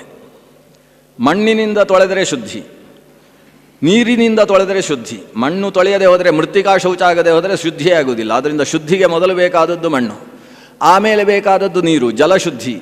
ಆಮೇಲೆ ಅದರಿಂದಲೂ ವಾಸನೆ ಹೋಗಲಿಲ್ಲ ಅಂದರೆ ಬೆಂಕಿಯಲ್ಲಿಟ್ಟು ಕಾಯಿಸಬೇಕು. ಅದಕ್ಕೆ ಪಾವಕ ಅಂತ ಹೆಸರು. ಪಾವಯತಿ ಇತಿ ಪಾವಕ, ಪವಿತ್ರೀಕರಿಸತಕ್ಕಂಥದ್ದಾದ್ದರಿಂದ ಬೆಂಕಿಯನ್ನು ಪಾವಕ ಅಂತ ಕರಿತೇವೆ. ಬೆಂಕಿಯಲ್ಲೂ ಶುದ್ಧವಾಗದೇ ಇದ್ದದ್ದು ಗಾಳಿಯಿಂದ ಶುದ್ಧ ಆಗ್ತದೆ. ಕೆಲವೆಲ್ಲ ಬಟ್ಟೆಗಳುಂಟು, ಆ ಬಟ್ಟೆಗಳೆಲ್ಲ ನೀರಿನಲ್ಲಿ ಕೆಲವು ಒಗಿಬಾರ್ದು ಅಂತುಂಟು. ಉಣ್ಣೆ ಬಟ್ಟೆಯನ್ನು ನೀರಿನಲ್ಲಿ ಒಗೆದರೆ ಅದು ಹಾಳಾಗ್ತದೆ. ಅದನ್ನು ಶುದ್ಧೀಕರಿಸುವುದು ಹೇಗೆ? ಅದು ಊರ್ಣ ವಾತೇನ ಶುದ್ಧತೆ ಅಂತ. ಅದನ್ನು ಒಳ್ಳೆ ಗಾಳಿಗೆ ಹಾಕಿ ಸಾಕು, ಗಾಳಿ ಚೆನ್ನಾಗಿ ಬೀಸಿದರೆ ಅದು ತಾನಾಗಿ ಶುದ್ಧವಾಗ್ತದೆ. ಹೀಗೆ ಗಾಳಿಯೂ ಕೂಡ ಪವಮಾನ, ಪವಿತ್ರೀಕರಿಸುವಂಥದ್ದು, ಶೋಧಕವಾದದ್ದು. ಆದ್ದರಿಂದ ಪವಮಾನ ಸೋಮ ಅಂತೇಳಿದರೆ ಉ ಮಾ ಅಂದರೆ ಭಾರತೀ ದೇವಿ, ಭಾರತೀ ರಮಣನಾದಂತಹ ಮುಖ್ಯ ಪ್ರಾಣನಿಗೂ ಕೂಡ ವಾಯುದೇವನಿಗೂ ಕೂಡ ಪವಮಾನ ಸೋಮ ಅಂತ ಹೆಸರು. ನಂತರದಲ್ಲಿ ಸೋಮ ಅಂತೇಳಿದರೆ ಚಂದ್ರ. ಸೋಮ ಅನ್ನುವುದು ಅಗ್ನಿಗೂ ಸಂಬಂಧಪಟ್ಟವ ಹೆಸರು. ಅದನ್ನು ಈ ಮಂತ್ರ ಅಲ್ಲಲ್ಲಿ ಬಳಸ್ತದೆ. ಪವಮಾನ ಮಂತ್ರಗಳು ಅಗ್ನಿಯನ್ನು ಸೋಮ ಅನ್ನುವ ಶಬ್ದದಿಂದ ವ್ಯವಹಾರ ಮಾಡ್ತದೆ. ಈ 5 ಅರ್ಥಗಳನ್ನು, 5 ದೇವತೆಗಳನ್ನು ಪ್ರತಿಪಾದಿಸುವಂಥದ್ದಾದ್ದರಿಂದ ಹೃದಯ ಮುಟ್ಟುವಾಗ ಸೋಮ ಪವಮಾನೋ ದೇವತಾ ಅಂದಾಗ 5 ದೇವತೆಗಳನ್ನು ನಾವು ಆಲೋಚನೆ ಮಾಡಿಕೊಳ್ಳಬೇಕಾಗ್ತದೆ. ನಾವು ಮಂತ್ರದ ಒಳಗೆ ಪ್ರವೇಶ ಮಾಡುವ. ಯಾಕಂದ್ರೆ ನಾನು ಶುರು ಮಾಡಿ ಅರ್ಧ ಗಂಟೆ ಆಯಿತು, ಇನ್ನೂ ಮಂತ್ರದ ಒಳಗೆ ಹೋಗಲಿಲ್ಲ. ಎಲ್ಲೋ ಸುತ್ತ ಕೆಲವು ಸಲ ಪ್ರದಕ್ಷಿಣೆ ಬಂದು ಆಮೇಲೆ ಗರ್ಭಗುಡಿಯಲ್ಲಿ ನೋಡಲಿಕ್ಕೆ ಪುರುಸೊತ್ತಿಲ್ಲ, ಇರುವುದಿಲ್ಲ. ಒಳಪ್ರವೇಶ ಮಾಡಬೇಕು. ಈ ಮಂತ್ರಗಳು ವಿಶೇಷವಾಗಿ ಪ್ರಾರ್ಥನೆಯನ್ನು ಮಾಡ್ತಾವೆ. ಎರಡನೆಯದ್ದಾಗಿ ಸ್ತೋತ್ರ ಮಾಡ್ತಾವೆ. ಪ್ರಾರ್ಥನೆ ಅಂದರೆ ಅದು ಕೊಡು, ಇದು ಕೊಡು, ಹೀಗೆ ಮಾಡು ಅಂತ ಪ್ರಾರ್ಥನೆ. ಆಶೀಹಿ ನಮಸ್ಕ್ರಿಯ ವಸ್ತು ನಿರ್ದೇಶ ಅಂದುಂಟಲ್ಲ, ಇದು ಆಶೀಹಿ, ಅದು ಕೊಡು ಇದು ಕೊಡು ಅಂತ ಪ್ರಾರ್ಥನೆ. ಮತ್ತು ದೇವರಿಗೆ ನಮಸ್ಕಾರ ಮಾಡಿ ನೀನು ಅಂಥವ ನೀನು ಇಂಥವ ಅಂತ ದೇವರನ್ನು ಹೊಗಳತಕ್ಕಂತಹ ಕೆಲಸ. ಇದು ಎರಡೂ ಇದರಲ್ಲಿ ನಡೆಯತಕ್ಕಂತಹ ಪ್ರಧಾನವಾದ ಕೆಲಸ. ಆದ್ದರಿಂದ ದೇವರಿಗೆ ಇದು ಒಂದು ಸ್ತೋತ್ರ, ಸ್ತುತಿ. ಇದು ಹರಿವಾಯು ಸ್ತುತಿ ಅಂತ ಇದನ್ನು ವ್ಯವಹಾರ ಮಾಡ್ತೇವೆ. ಪವಮಾನ ಸೋಮ ಅನ್ನುವ ದೇವತೆಯನ್ನು ಪ್ರತಿಪಾದನೆ ಮಾಡಿ ಹೊಗಳತಕ್ಕಂತಹ ಸ್ತುತಿ ಇದು. ಈ ಸ್ತುತಿ ನಾವು ಸ್ತುತಿಯ ಬಗ್ಗೆಯೇ ನೋಡ್ತಾ ಹೋದರೆ ಪವಮಾನೋ ಅದಾಭ್ಯ ಇದೆಲ್ಲ ಸ್ತೋತ್ರ. ಸ್ವಾದಿಷ್ಠಯ ಮದಿಷ್ಠಯ ಪವಸ್ವ ಇದು ಸ್ತುತಿ ಅಂದರೆ ಪ್ರಾರ್ಥನೆ. ಏನು ಮೊದಲ ಪ್ರಾರ್ಥನೆ? ಭಗವಂತ ನನ್ನನ್ನು ಪವಸ್ವ, ನನ್ನನ್ನು ಪವಿತ್ರೀಕರಿಸು. ಯಾವುದರಿಂದ ಪವಿತ್ರೀಕರಿಸು? ಸ್ವಾದಿಷ್ಠಯ ಮದಿಷ್ಠಯ ಧಾರಯ ಹೇ ಸೋಮ ಪವಸ್ವ. ಸ್ವಾದಿಷ್ಠವೂ ಮದಿಷ್ಠವೂ ಆದಂತಹ ಧಾರೆಯಿಂದ ನನ್ನನ್ನು ಪವಿತ್ರೀಕರಿಸು. ಅಧ್ಯಾತ್ಮದ ಅರ್ಥ ನಾವು ನೋಡ್ತಾ ಇದ್ದೇವೆ, ಹೊರಗಿನ ಸೋಮಧಾರೆಯ ಬಗ್ಗೆ ಈಗ ಅರ್ಥ ನೋಡ್ತಾ ಇಲ್ಲ. ಅಧ್ಯಾತ್ಮದ ಅರ್ಥ, ಯಾಕಂದರೆ ಅಧ್ಯಾತ್ಮದ ಅರ್ಥ ನೋಡಲೇಬೇಕು ಅನ್ನುವುದು ವೇದವನ್ನು ವ್ಯಾಖ್ಯಾನಿಸಿದ ಎಲ್ಲ ಭಾಷ್ಯಕಾರರ ಅಭಿಪ್ರಾಯ. ಸಾಯಣ ಭಾಷ್ಯದಿಂದ ಪ್ರಾರಂಭಿಸಿ ಕಪಾಲಿ ಶಾಸ್ತ್ರಿಗಳ ಭಾಷ್ಯದ ತನಕ. ಕಪಾಲಿ ಶಾಸ್ತ್ರಿಗಳು ಹೇಳ್ತಾರೆ ವೇದಾನಾಂ ಅಧ್ಯಾತ್ಮಪರತ ನಾಸ್ತಿತಿ ಕೋನಾಮ ಬ್ರೂತೆ ಅಂತ ಶುರು ಮಾಡ್ತಾರೆ. ವೇದಗಳ ಅಧ್ಯಾತ್ಮಪರತ್ವವನ್ನು ಪ್ರತಿಯೊಬ್ಬ ಅಂಗೀಕರಿಸಲೇಬೇಕು. ಯಸ್ತನ್ನ ವೇದ ಕಿಂ ರುಚಾಕರಿಷ್ಯತಿ ಯಯಿತ್ತದ್ವಿದುಸ್ತ ಇಮೇ ಸಮಾಸತೆ ಯಹ ತಂ ನ ವೇದ ಕಿಂ ರುಚಾಕರಿಷ್ಯತಿ. ಯಾರು ಆ ವೇದಾರ್ಥವನ್ನು ತಿಳಿದಿಲ್ವೋ, ವೇದ ಪ್ರತಿಪಾದ್ಯನನ್ನು ತಿಳಿದಿಲ್ವೋ, ಅವನು ಋಗ್ವೇದ ಋಕ್ಕನ್ನು ಓದಿ ಏನಪ್ಪ ಮಾಡ್ತಾನೆ ಅವ? ಯಸ್ತಂ ಯತ್ ವಿದುಹು, ಯಾರು ಅದನ್ನು ತಿಳಿದಿದ್ದಾರೋ, ಇಮೆ ಸಮಾಸತೆ, ಯಾರು ತಿಳಿದಿದ್ದಾರೆ ಅವರು ಚೆನ್ನಾಗಿರ್ತಾರೆ, ಆನಂದವಾಗಿರ್ತಾರೆ. ಆದ್ದರಿಂದ ವೇದಾರ್ಥ ತಿಳಿಬೇಕು. ಇಲ್ಲದೆ ಹೋದರೆ ವೇದ ಗರ್ಧಭ ಅಂತ ನಮ್ಮ ಪಿಂಗಲನಾಗಾದಿಗಳು ಹೇಳಿದ ಹಾಗೆ ಆಗಿಬಿಡ್ತದೆ. ಆದ್ದರಿಂದಾಗಿ ವೇದಾರ್ಥ ಜ್ಞಾನ ಬೇಕು. ವೇದಾರ್ಥ ಯಾವುದು? ಸರ್ವೇ ವೇದಾಸ್ತತ್ಪರ ಸರ್ವ, ಎಲ್ಲ ವೇದವೂ ಕೂಡ ಒಬ್ಬ ಸರ್ವೋತ್ಕೃಷ್ಟ ದೇವಸ್ವರೂಪವನ್ನು ಹೇಳ್ತದೆ. ಆ ದೇವಸ್ವರೂಪವನ್ನು ತಿಳ್ಕೊಳ್ಬೇಕು. ಅದನ್ನು ಮಾತ್ರ ಹೇಳುವುದಲ್ಲ, ಬೇರೆ ಬೇರೆ ಸ್ವರೂಪಗಳನ್ನು ಹೇಳಿ ಅನೇಕ ಮಜಲುಗಳಲ್ಲಿ ವೇದಾರ್ಥವನ್ನು ಹೇಳುತ್ತೆ. ಕೊನೆಯ ಹಂತದಲ್ಲಿ ಕರ್ಮ, ಆದೇಶ, ನಿರ್ದೇಶ, ಸತ್ಯಂ ವದ ಧರ್ಮಂ ಚರ ಅನ್ನುವ ಆದೇಶ, ಅನುಶಾಸನ ಇವುಗಳನ್ನು ಕೂಡ ವೇದಗಳು ಮಾಡ್ತವೆ. ಆ ನಿಟ್ಟಿನಿಂದ ಈ ಮಂತ್ರಗಳು ಸ್ವಾದಿಷ್ಠಯ ಮದಿಷ್ಠಯ ಧಾರಯ ಪವಸ್ವ. ಯಾವ ಧಾರೆ? ಜ್ಞಾನಧಾರೆಯಿಂದ ನನ್ನನ್ನು ನೀನು ಪವಿತ್ರೀಕರಿಸು. ಎಲ್ಲಕ್ಕಿಂತ ಮುಖ್ಯವಾದ ಪವಿತ್ರ ಮಾಡುವ ವಸ್ತು ಅಂದರೆ ಅದು ಜ್ಞಾನ. ನಹಿ ಜ್ಞಾನೇನ ಸದೃಶಂ ಪವಿತ್ರಂ ಇಹ ವಿದ್ಯತೆ. ಜ್ಞಾನ ಹೇಗೆ ಪವಿತ್ರೀಕರಿಸ್ತದೋ ಹಾಗೆ ಮತ್ತೊಂದು ಪವಿತ್ರೀಕರಿಸುವುದಿಲ್ಲ. ವಸ್ತುತಃ ಚೆನ್ನಾಗಿ ಪವಿತ್ರೀಕರಿಸುವುದು ಅಗ್ನಿ, ಆದರೆ ಜ್ಞಾನಾಗ್ನಿಯೂ ಪವಿತ್ರೀಕರಿಸುವ ಹಾಗೆ. ಜ್ಞಾನಾಗ್ನಿ ಸರ್ವಕರ್ಮಾಣಿ ಭಸ್ಮಸಾತ್ ಕುರುತೆ ತಥಾ ಯಥೈದಾಂಸಿ ಸಮಿद्धೋಗ್ನಿ ಭಸ್ಮಸಾತ್ ಕುರುತೆ ಅರ್ಜುನ ಅಂತ ಕೃಷ್ಣ ಹೇಳ್ತಾನಲ್ಲ. ಸಮಿತ್ತುಗಳು ಹೇಗೆ ಅಗ್ನಿಯು ಸಮಿತ್ತುಗಳನ್ನು ಭಸ್ಮ ಮಾಡುವ ಹಾಗೆ ಜ್ಞಾನಾಗ್ನಿ ನಮ್ಮ ದುಷ್ಕರ್ಮಗಳನ್ನೆಲ್ಲ ಭಸ್ಮ ಮಾಡಿ ಹಾಕ್ತದೆ. ಅದರಿಂದ ಜ್ಞಾನ ಅನ್ನುವುದು ಒಂದು ಅಗ್ನಿ, ಅದು ಪವಿತ್ರೀಕರಿಸುವಂಥದ್ದು. ಆದ್ದರಿಂದ ಧಾರಯ ಅಂದರೆ ಜ್ಞಾನಧಾರೆಯಿಂದ. ಎಂತಹ ಜ್ಞಾನಧಾರೆ? ಸ್ವಾದಿಷ್ಟ, ಅದು ಸ್ವಾದು, ಆನಂದವನ್ನು ಕೊಡುವಂಥದ್ದು. ಮದಿಷ್ಠ ಅಂದರೆ ಆನಂದ ಕೊಡುವಂಥದ್ದು. ಸ್ವಾದು ಅಂದರೆ ನಮಗೆ ತೃಪ್ತಿಯನ್ನು ಕೊಡ್ತಕ್ಕಂಥದ್ದು. ನಮ್ಮಲ್ಲಿ ಸ್ವಾದು ರುಚಿಕರವಾದ್ದು. ಜ್ಞಾನ ಪಡಿತಾ ಇದ್ದರೆ, ಕೇಳ್ತಾ ಇದ್ದರೆ ಅದರಲ್ಲಿ ಒಂದು ಆನಂದ ಇದೆ. ಕೇಳುವವರಿಗೂ ಒಂದು ಆನಂದ. ಇಲ್ಲದೆ ಹೋದರೆ ಅಲ್ಲಿ ಫಲಾರ ಮಾಡಿಕೊಂಡು ಕೊಡ್ಬೋದು. ಇಲ್ಲೇ ಬಂದು ಯಾಕೂತದ್ದು ನಾವೆಲ್ಲ. ಆ ಕೇಳುವುದರಲ್ಲಿ ಒಂದು ಆನಂದ ಇದೆ. ಶ್ರವಣ ಮನಕಾನಂದವೀವುದು ಭವಜನಿತ ದುಃಖಗಳ ಕಳೆಯುವುದು ಅಂತ. ಆ ಶ್ರವಣ ಮನಕ್ಕೆ ಆನಂದವನ್ನು ಕೊಡ್ತದೆ. ಈ ಸಂಸಾರದ ತಾಪತ್ರಯಗಳನ್ನು ಒಂದು ಅಷ್ಟು ಹೊತ್ತಾದರೂ ದೂರ ಇಡ್ತದೆ. ಶಾಂತವಾಗಿ ನಾವೊಂದು ರೀತಿಯಲ್ಲಿ ಮನಸ್ಸಿಗೆ ಶಕ್ತಿಯನ್ನು ತುಂಬಿಸಿಕೊಳ್ಳುವುದು ಶ್ರವಣದ ಒಂದು ಮುಖ್ಯ ಫಲ. ಆದ್ದರಿಂದ ಈ ಜ್ಞಾನ ಏನಿದೆ ಅದು ಸ್ವಾದಿಷ್ಟ, ಹಿತವನ್ನು ಕೊಡುವಂಥದ್ದು. ಜೊತೆಗೆ ಮದಿಷ್ಠ, ಮುಂದಕ್ಕೆ ಆನಂದವನ್ನು ಕೊಡುವಂಥದ್ದು. ಜ್ಞಾನವು ಆನಂದಪ್ರದ. ಯಾಕಂದರೆ ನಮಗೆ ಉಳಿದ ಆನಂದಕ್ಕಿಂತ ಎಲ್ಲ ಶ್ರೇಷ್ಠವಾದ ಆನಂದ ಜ್ಞಾನಾನಂದ. ಸಿಕ್ಕಾಬಟ್ಟೆ ದುಃಖ ಆಯಿತು ಅಂತ ಅಂದ್ಕೊಳ್ಳುವ, ದುಃಖವಾದಾಗ ಕೆಲವರೆಲ್ಲ ಏನು ಮಾಡ್ತಾರೆ, ನಿದ್ರೆಯ ಮಾತ್ರೆ ತಗೊಳ್ತಾರೆ, ಅಥವಾ ಮೈಗೇನೋ ಚುಚ್ಚಿಕೊಳ್ತಾರೆ, ಇನ್ಯಾವುದನ್ನು ಕುಡಿತಾರೆ, ಹೇಗೇಗೋ ಮಾಡ್ತಾರೆ, ಮಾಡಿ ದುಃಖವನ್ನು ಮರೆಯುವ ಕೆಲಸವನ್ನು ಮಾಡ್ತಾರೆ. ಇದು ನಿಜವಾದ ಆನಂದ ಅಲ್ಲ. ಯಾಕಂದರೆ ಆ ಮದ ಇಳಿದ ಮೇಲೆ ಮತ್ತೆ ಅದೇ ದುಃಖ, ಅದಕ್ಕಿಂತ ಹೆಚ್ಚು ಕಷ್ಟ, ಇದೆಲ್ಲ ಶುರುವಾಗ್ತದೆ.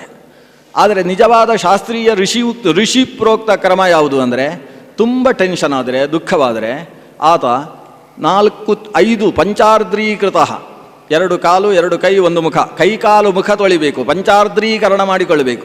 5 ಕಡೆ ಒದ್ದೆ ಆಯಿತು ಅಂದ್ರೇ ಟೆನ್ಷನ್ ಎಲ್ಲ ಇಳಿದು ಹೋಗ್ತದೆ. ಮುಖ್ಯವಾಗಿ ಪಂಚಾರ್ದ್ರೀಕರಣ ಮಾಡಿಕೊಳ್ಬೇಕು. ಅಷ್ಟು ಮಾಡಿಕೊಂಡು ಮನೆಯಲ್ಲಿರುವ ಪವಿತ್ರವಾದ ತಾಣದಲ್ಲಿ ಕೂತುಕೊಳ್ಬೇಕು. ದೇವರ ಕೋಣೆ ಅಂತ ಇಟ್ಟಿರುವುದು ಅದಕ್ಕೋಸ್ಕರ. ಕೆಲವರು ದೇವರ ಕೋಣೆಯಲ್ಲೂ ಕೂಡ ಸ್ಟವ್ ಇಟ್ಟು ಅಲ್ಲೇ ಅಡಿಗೆ ಮಾಡಲಿಕ್ಕೆ ಶುರು ಮಾಡ್ತಾರೆ. ಅದೆಲ್ಲ ಮಾಡುವುದಕ್ಕೆ ಅವಕಾಶ ಇಲ್ಲ. ಆ ದೇವರ ಕೋಣೆ ಅಂತ ಇರುವುದೇ ಅಂತ ಪವಿತ್ರವಾದ ತಾಣ. ಆ ತಾಣದಲ್ಲಿ ಕುಳಿತುಕೊಳ್ಬೇಕು. ಕೂತುಕೊಳ್ಳುವಾಗಲೂ ಯಾವ ಕಡೆಯಿಂದ ದೈವೀ ಶಕ್ತಿಯ ಸಂಗ್ರಹ ಆಗ್ತದೋ ಅಂತಹ ದೈವೀ ಸೌಮ್ಯಾಪರಾಜಿತ ತಿಸ್ರಸ್ತತ್ರ ದಿಶಶಸ್ತಾಹ, ಒಂದು ಐಂದ್ರಿ, ಇಂದ್ರನಿಗೆ ಸಂಬಂಧಿಸಿದ ಅಥವಾ ಸೋಮನಿಗೆ ಸಂಬಂಧಿಸಿದ ಅಥವಾ ಈಶಾನ ರುದ್ರನಿಗೆ ಸಂಬಂಧಪಟ್ಟಂತಹ ದಿಕ್ಕುಗಳ ಕಡೆಗೆ ಮುಖ ಮಾಡಿಕೊಂಡು ಕೂತುಕೊಳ್ಬೇಕು. ಕೂತುಕೊಂಡು ಗಾಳಿಯನ್ನೆಲ್ಲ ಹೊರಗೆ ಬಿಟ್ಟು ಶಾಂತವಾಗಿ ಗಾಳಿಯನ್ನು ಸೆಳೆದುಕೊಂಡು ಒಳಗಿನಿಂದ ಕುಂಭಕ ಮಾಡಿಕೊಂಡು ಭಗವತ್ ಸ್ವರೂಪವನ್ನು ಚಿಂತನೆ ಮಾಡಬೇಕು. 10 ನಿಮಿಷ ಇಷ್ಟು ಮಾಡಿದೆಯೋ ಆಮೇಲೆ ನಿನಗೆ ಆ ಹಿಂದಿನ ದುಃಖ ಎಲ್ಲ ಮರೆಮಾಚಿ ಹೋಗಿರುತ್ತೆ, ಮತ್ತೆ ಹೊಸ ಚೈತನ್ಯ ಬಂದು ಹೋಗುತ್ತೆ. ಇದಕ್ಕೆ ಜ್ಞಾನಾನಂದ ಅಂತ ಹೆಸರು. ಆನಂದ ಅನ್ನುವುದು ಜ್ಞಾನದಿಂದ ಸಿಗುವ ಹಾಗೆ ಉಳಿದ ಯಾವ ಬಾಹ್ಯ ವಸ್ತುಗಳಿಂದೂ ಸಿಗುವುದಿಲ್ಲ. ಆದ್ದರಿಂದ ಜ್ಞಾನಧಾರೆ ಏನಿದೆ ಅದನ್ನು ಈ ಮಂತ್ರ ಮದಿಷ್ಠ ಅಂತ ಕರೆಯುತ್ತೆ. ಸ್ವಾದಿಷ್ಠವೂ ಆದ ಮದಿಷ್ಠವೂ ಆದ ಆ ಜ್ಞಾನಧಾರೆಯಿಂದ ಓ ಸೋಮ ಪವಸ್ವ, ನಮ್ಮನ್ನು ಪವಿತ್ರೀಕರಿಸು. ಜ್ಞಾನ ಮನುಷ್ಯನಲ್ಲಿ ತುಂಬಿತು ಅಂದರೆ ಆತ ಪವಿತ್ರ. ಒಬ್ಬ ವಿಪ್ರನಿಗೆ ನಾವು ಪಾದ ಮುಟ್ಟಿ ನಮಸ್ಕಾರ ಮಾಡ್ತೇವೆ ಅಂದರೆ ಅವನು ಎಷ್ಟು ವಯಸ್ಸಾಗಿದೆ, ಅಥವಾ ಎಷ್ಟು ಚೆನ್ನಾಗಿ ಶರೀರ ಬೆಳೆಸಿಕೊಂಡಿದ್ದಾನೆ, ಎಷ್ಟು ವಿಸ್ತಾರವಾದಂತಹ ಶಿಖಾರಿ ಧಾರಣೆ ಮಾಡಿದ್ದಾನೆ ಅನ್ನುವುದಲ್ಲಿ ಕಾರಣವಾಗಿರುವುದೇ ಇಲ್ಲ. ಅವರ ಪಾದ ಮುಟ್ಟಿ ನಮಸ್ಕರಿಸುವುದಕ್ಕೆ ಕಾರಣವಾಗಿರುವುದು ಅವರಲ್ಲಿರತಕ್ಕಂಥ ಅನುಷ್ಠಾನ, ಅವರಲ್ಲಿ ತುಂಬಿರತಕ್ಕಂಥ ಜ್ಞಾನ. ಆದರೆ ಜ್ಞಾನ ಕರ್ಮಗಳ ಕಾರಣದಿಂದ ಒಬ್ಬ ವಿಪ್ರ ನಮ್ಯ ಅನ್ನೋ ನಮ್ಯತ್ವವನ್ನು ಪಡಿತಾನೆ. ಜ್ಞಾನಕ್ಕೆ ಇರುವಂತಹ ನಮ್ಯತ್ವ ಮತ್ತೆ ಯಾವುದಕ್ಕೂ ಇಲ್ಲ ಅಂತ ಗರಿಯೋ ಕ್ಯುತ್ತರೋತ್ತರ ಅಂತ ಹೇಳುವಾಗ ಜ್ಞಾನಕ್ಕೆ ಬಹಳ ಮುಖ್ಯವಾದ ಪ್ರಾಧಾನ್ಯ ಬಂದಿದೆ. ಹಾಗಾಗಿ ಜ್ಞಾನ ಎಂಬುದು ಎಷ್ಟು ಪವಿತ್ರಕವೋ ಅಂತಹ ಪವಿತ್ರಕವಾದದ್ದು ಮತ್ತೊಂದು ಇಲ್ಲ. ಆ ನಿಟ್ಟಿನಿಂದ ಮೊದಲ ಪ್ರಾರ್ಥನೆಯೇ ಇರುವುದು ಇಂದ್ರಾಯ ಪಾತವೇ ಸುತಃ. ಲೋಕರಕ್ಷಕನಾದಂತಹ ಇಂದ್ರನನ್ನು ನಾನು ತಲುಪುವುದಕ್ಕೋಸ್ಕರ, ಅವನನ್ನು ಪ್ರಸವಿಸಿಕೊಳ್ಳುವುದಕ್ಕೋಸ್ಕರ, ಭಗವಂತನನ್ನು ನಾನು ಪಡೆಯುವುದಕ್ಕೋಸ್ಕರ ನನ್ನನ್ನು ಜ್ಞಾನಧಾರೆಯ ಮೂಲಕವಾಗಿ ಪವಿತ್ರೀಕರಿಸಪ್ಪ ಸೋಮ ಅಂತ ಸೋಮನಲ್ಲಿ ಮೊದಲ ಜ್ಞಾನದ ಪ್ರಾರ್ಥನೆ. ಪ್ರಪಂಚದಲ್ಲಿ ಜ್ಞಾನ ಪ್ರಾರ್ಥನೆಗಿಂತ ದೊಡ್ಡದಾಗಿ ಪ್ರಾರ್ಥಿಸುವ ಮಂತ್ರವೇ ಇಲ್ಲ ಅಂತ ವಿಶ್ವಾಮಿತ್ರರು ಹೇಳ್ತಾರೆ. ನಾವೇನೇನೋ ಪ್ರಾರ್ಥಿಸ್ತೇವೆ, ಚಿಂದಿ ಚಿಂದಿ ಭಿಂದಿ ಭಿಂದಿ ತಾಡಯ ತಾಡಯ ನಾಶಯ ನಾಶಯ ಎಲ್ಲ ಪ್ರಾರ್ಥನೆ ಎಲ್ಲ ಇರ್ತದೆ. ಇವೆಲ್ಲಕ್ಕಿಂತ ಶ್ರೇಷ್ಠವಾದಂತಹ ಪ್ರಾರ್ಥನೆ ಯಾವುದು? ಧಿಯೋ ಯೋ ನಃ ಪ್ರಚೋದಯಾತ್, ನಮ್ಮೆಲ್ಲರ ಬುದ್ಧಿಯನ್ನು ಪ್ರಚೋದನೆ ಮಾಡು ಸ್ವಾಮಿ. ಅಂದರೆ ಜ್ಞಾನದ ಪ್ರಾರ್ಥನೆಗಿಂತ ಶ್ರೇಷ್ಠವಾದ ಮತ್ತೊಂದು ಮಂತ್ರವೇ ಇಲ್ಲ. ಈ ಪವಮಾನ ಮಂತ್ರವೂ ಕೂಡ ಆರಂಭ ಆಗುವುದು ಜ್ಞಾನದ ಪ್ರಾರ್ಥನೆಯ ಮೂಲಕ. ಹಾಗಾಗಿಯೇ ಇದು ವೇದ ಸಾಗರದ ಅಮೃತ ಅಂತ ಕರೆಸಿಕೊಂಡದ್ದು. ಋಷಿಭಿಃ ಸಂಭೃತೋ ರಸಂ ಬ್ರಾಹ್ಮಣೇಶ್ವಮೃತಂ ಹಿತಂ. ವೇದಸಾಗರವನ್ನೆಲ್ಲ ಋಷಿಗಳು ಮಥನ ಮಾಡಿದರು. ಅಮೃತಂ, ಅದರಿಂದ ಆ ವೇದಸಾಗರದಿಂದ ತೆಗೆದ ಅಮೃತ ಇದು. ಋಷಿಭಿ ಸಂಮೃತಂ ರಸಂ, ಅವರಿಂದ ಸೆಳೆಯಲ್ಪಟ್ಟ ಅಮೃತ ರಸ ಇದು. ಆ ಅಮೃತವನ್ನು ತೆಗೆದು ದೇವತೆಗಳ ಕಂಠದಲ್ಲಿ ಇಟ್ಟರೆ ಈ ಅಮೃತವನ್ನು ಅಮೃತಂ ಬ್ರಾಹ್ಮಣೇಶ್ವಮೃತಂ ಹಿತಂ, ಈ ಭೂಸುರರ ಕಂಠದಲ್ಲಿ ಈ ಅಮೃತವು ನಿಹಿತವಾಗಿದೆ, ಇವರ ಕಂಠದಲ್ಲಿ ಇಟ್ಟಿದ್ದಾರೆ. ಆದರೆ ಋಷಿಗಳೆಲ್ಲ ಮಥನ ಮಾಡಿ ತೆಗೆದಂತಹ ಅಮೃತ ಸ್ವರೂಪತ್ವ ಈ ಮಂತ್ರಕ್ಕೆ ಬಂದದ್ದು ಇದು ಜ್ಞಾನ ಪ್ರಾರ್ಥನೆ ಮಾಡತಕ್ಕಂತಹ ಮಂತ್ರ ಅನ್ನುವ ಕಾರಣದಿಂದ. ಇನ್ನೊಂದು ಮುಂದಕ್ಕೆ ಅಭಿದ್ರೋಣಾನ್ಯಾಸದಂ, ದ್ರೋಣಾನಿ ಅಭಿ ಆಸದಂ. ಈ ದ್ರೋಣ ಅಂದರೆ ವಸ್ತುತಃ ಆಗ ಹೇಳಿದ ಹಾಗೆ ಪಾತ್ರೆ. ಆದರೆ ಅಧ್ಯಾತ್ಮಪರವಾಗಿ ಅದಕ್ಕೆ ಅರ್ಥ ಹೇಳಬೇಕಾದರೆ ದ್ರೋಣ ಶಬ್ದವನ್ನು ಇಂದ್ರಿಯ ಎಂಬ ಅರ್ಥದ ಶಬ್ದಗಳ ಜೊತೆಗೆ ನಿಘಂಟುಕಾರ ಸೇರಿಸಿಬಿಟ್ಟಿದ್ದಾನೆ. ಇಂದ್ರಿಯಗಳು ಅಂತ ದ್ರೋಣ ಶಬ್ದಕ್ಕೆ ಒಂದು ಅರ್ಥ. ದ್ರೋಣಾನಿ ಅಂದರೆ ಇಂದ್ರಿಯಾಣಿ ಅಂತ ಅರ್ಥ. ಇಂದ್ರಿಯಗಳನ್ನು ದ್ರೋಣ ಅಂತ ಯಾಕೆ ಕರೆಯೋದು?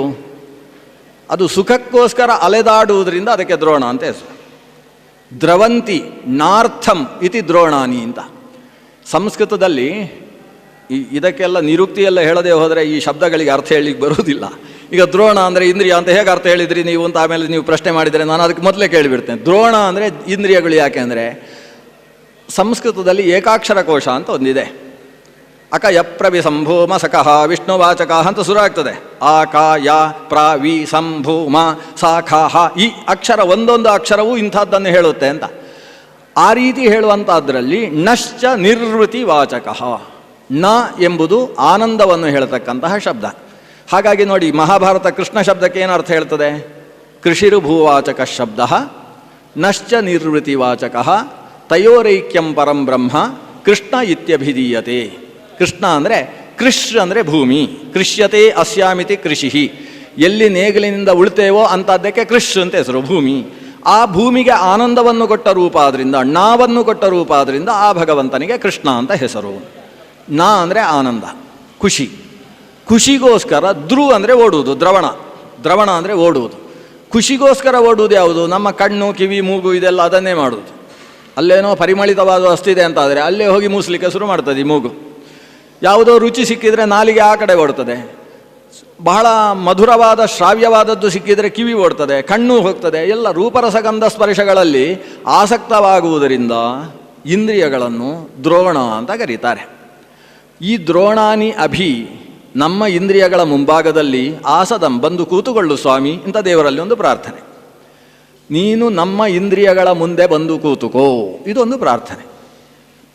ಕರ್ಮಾರ್ಥವಾಗಿ ಅರ್ಥ ಹೇಳುವುದಾದರೆ ಹೇಗೆ? ದ್ರೋಣಾನಿ ಅಭಿ ಅಂತ ಹೇಳಿದರೆ ಆ ದ್ರೋಣದಲ್ಲಿ ರಸವನ್ನು ತುಂಬಿಸಿ ಇಟ್ಟಿದ್ದೇವೆ, ಅದರ ಮುಂದೆ ಕೂತುಕೊಂಡು ಪರಿಷೇಕ ಮಾಡು ಅಂತ. ಅದು ಕರ್ಮದಲ್ಲಿ ನಾವು ಪ್ರಾರ್ಥನೆ ಮಾಡಿಕೊಳ್ಳೋದು.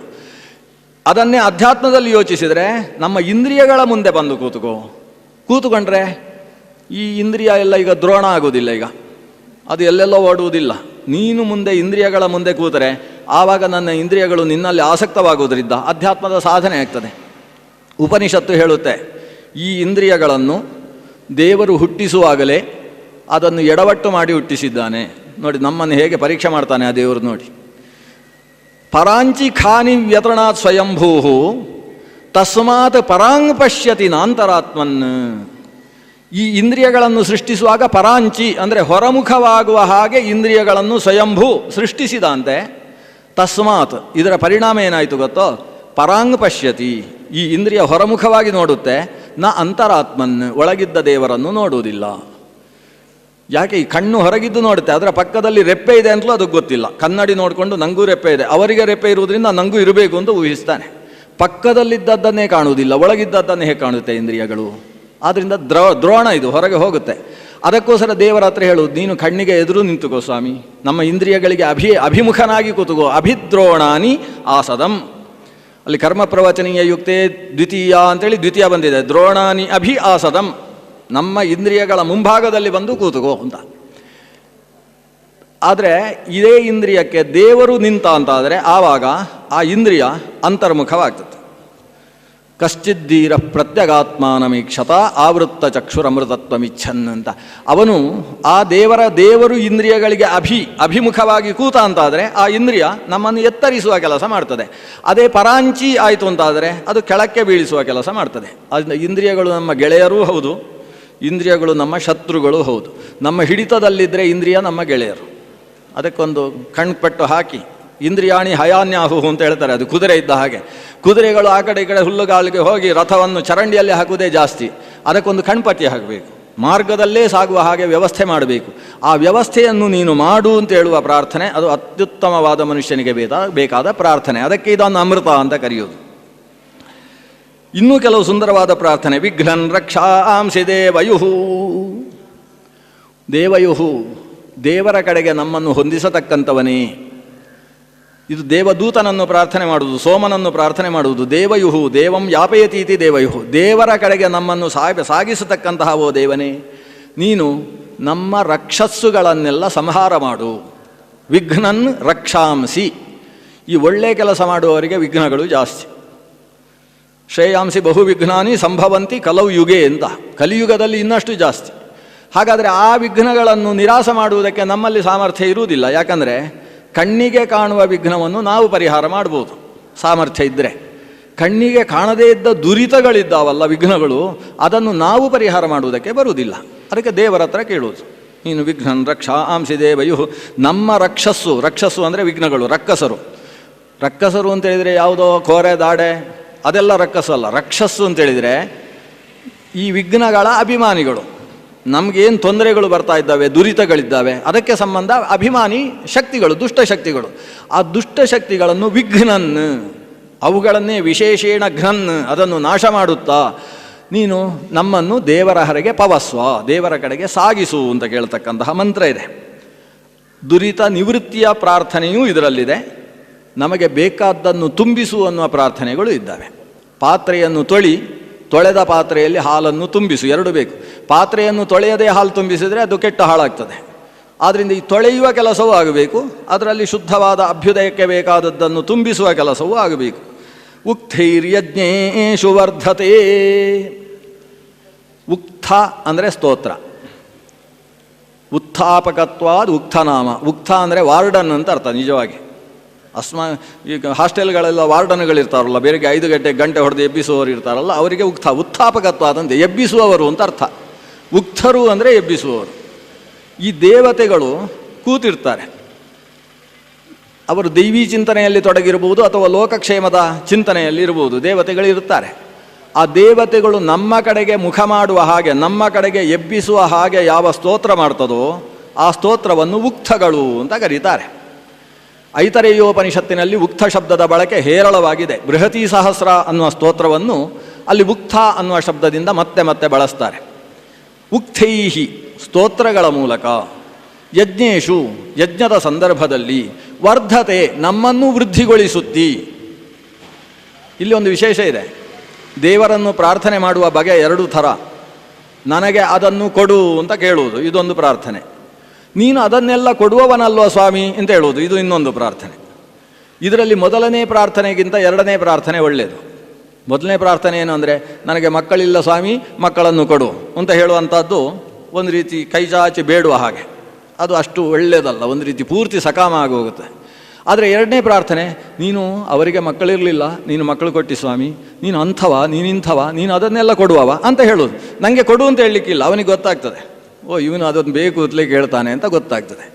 ಈ ಕ್ರಮದಲ್ಲಿ ದೇವರನ್ನು ಅಭಿಲಷಿತವಾದ ವಸ್ತುದಾತೃ ಅಂತ ಅವನನ್ನು ಕೊಂಡಾಡತಕ್ಕಂತಹ ಸ್ತೋತ್ರವೂ ಕೂಡ ಒಂದು. ಆ ಸ್ತೋತ್ರದಲ್ಲಿ ಉಕ್ಥೈರ್ಯಜ್ಞೇಷು ವರ್ಧತೆ, ಯಜ್ಞದಲ್ಲಿ ಸ್ತೋತ್ರ ಮಾಡುವವರಿಗೆ ನೀನು ಬೇಕಾದ್ದನ್ನು ಕೊಡತಕ್ಕಂಥವ, ಅವರಿಗೆ ಅಭಿವೃದ್ಧಿಯನ್ನು ಕೊಡತಕ್ಕಂಥವ ಅಂತ ದೇವರನ್ನು ಸ್ತೋತ್ರ ಮಾಡುವುದು ಅದರ ಒಂದು ಥರದಲ್ಲಿ ಅದು ಪ್ರಾರ್ಥನೆ. ಸ್ತೋತ್ರಗಳಿಂದ ಅನುಗ್ರಹೋನ್ಮುಖನಾಗಿ ವೃದ್ಧಿ ಹೊಂದುವವ ಅನ್ನುವುದು ಅದರ ಅರ್ಥ. ಹರಿಪವಿತ್ರೇ ಅರ್ಷತಿ ಅಥವಾ ಹರಿಪವಿತ್ರೇ ಅರ್ಷತಿ ದಧಸ್ತೋತ್ರೇ ಸುವೀರ್ಯಂ, ಇದೆಲ್ಲ ಅದೇ ಅರ್ಥದಲ್ಲಿ ಬರತಕ್ಕಂಥದ್ದು. ದಧತ್ ಸ್ತೋತ್ರೇ ಸುವೀರ್ಯಂ. ಸ್ತೋತ್ರೇ ಅನ್ನೋದು ಚತುರ್ಥಿ ವಿಭಕ್ತಿಯ ಶಬ್ದ.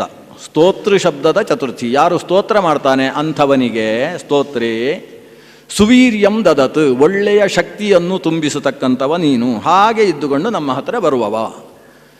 ಈ ಸ್ತೋತ್ರ ಮಾಡುವವರನ್ನು ಈ ಪವಮಾನ ಪ್ರತಿಪಾದ್ಯನಾದಂತಹ ಸೋಮ ಪವಮಾನ ಅವರಲ್ಲಿ ವೀರ್ಯವನ್ನು ತುಂಬಿಸ್ತಾನೆ, ಶಕ್ತಿಯನ್ನು. ಇನ್ನು ಮುಂದೆ ಹೇಳ್ತಾನೆ, ನೃನ್ ಸ್ತೋತ್ರನ್ ಪಾಕ್ಯಂ ಹಾಸಃ. ಸ್ತೋತ್ರನ್ ನೃನ್ ಅಂಹಸಃ ಪಾಹಿ. ಯಾರು ಸ್ತೋತ್ರ ಮಾಡತಕ್ಕಂತಹ ಮನುಷ್ಯರಿದ್ದಾರೆ, ನರರಿದ್ದಾರೆ, ಅವರನ್ನು ಪಾಪಗಳಿಂದ ರಕ್ಷಣೆ ಮಾಡು. ಅಂಹಸ್ ಅಂದರೆ ಪಾಪ. ಗರ್ಭಾಂಬುಪಾನ ಜನಿತ ಅಂಹೋ ನಿವರ್ಹಣ ದ್ವಾರ ಅಂತ ಅಂಹಸ್ ಶಬ್ದಗಳನ್ನೆಲ್ಲ ಬಳಸ್ತೇವೆ. ಅಂಹಸ್ ಅಂದರೆ ಎಲ್ಲ ಬಗೆಯ ಪಾಪಗಳನ್ನು ಅಂಹಸ್ ಅಂತ ಕರೆಯುವುದಿಲ್ಲ.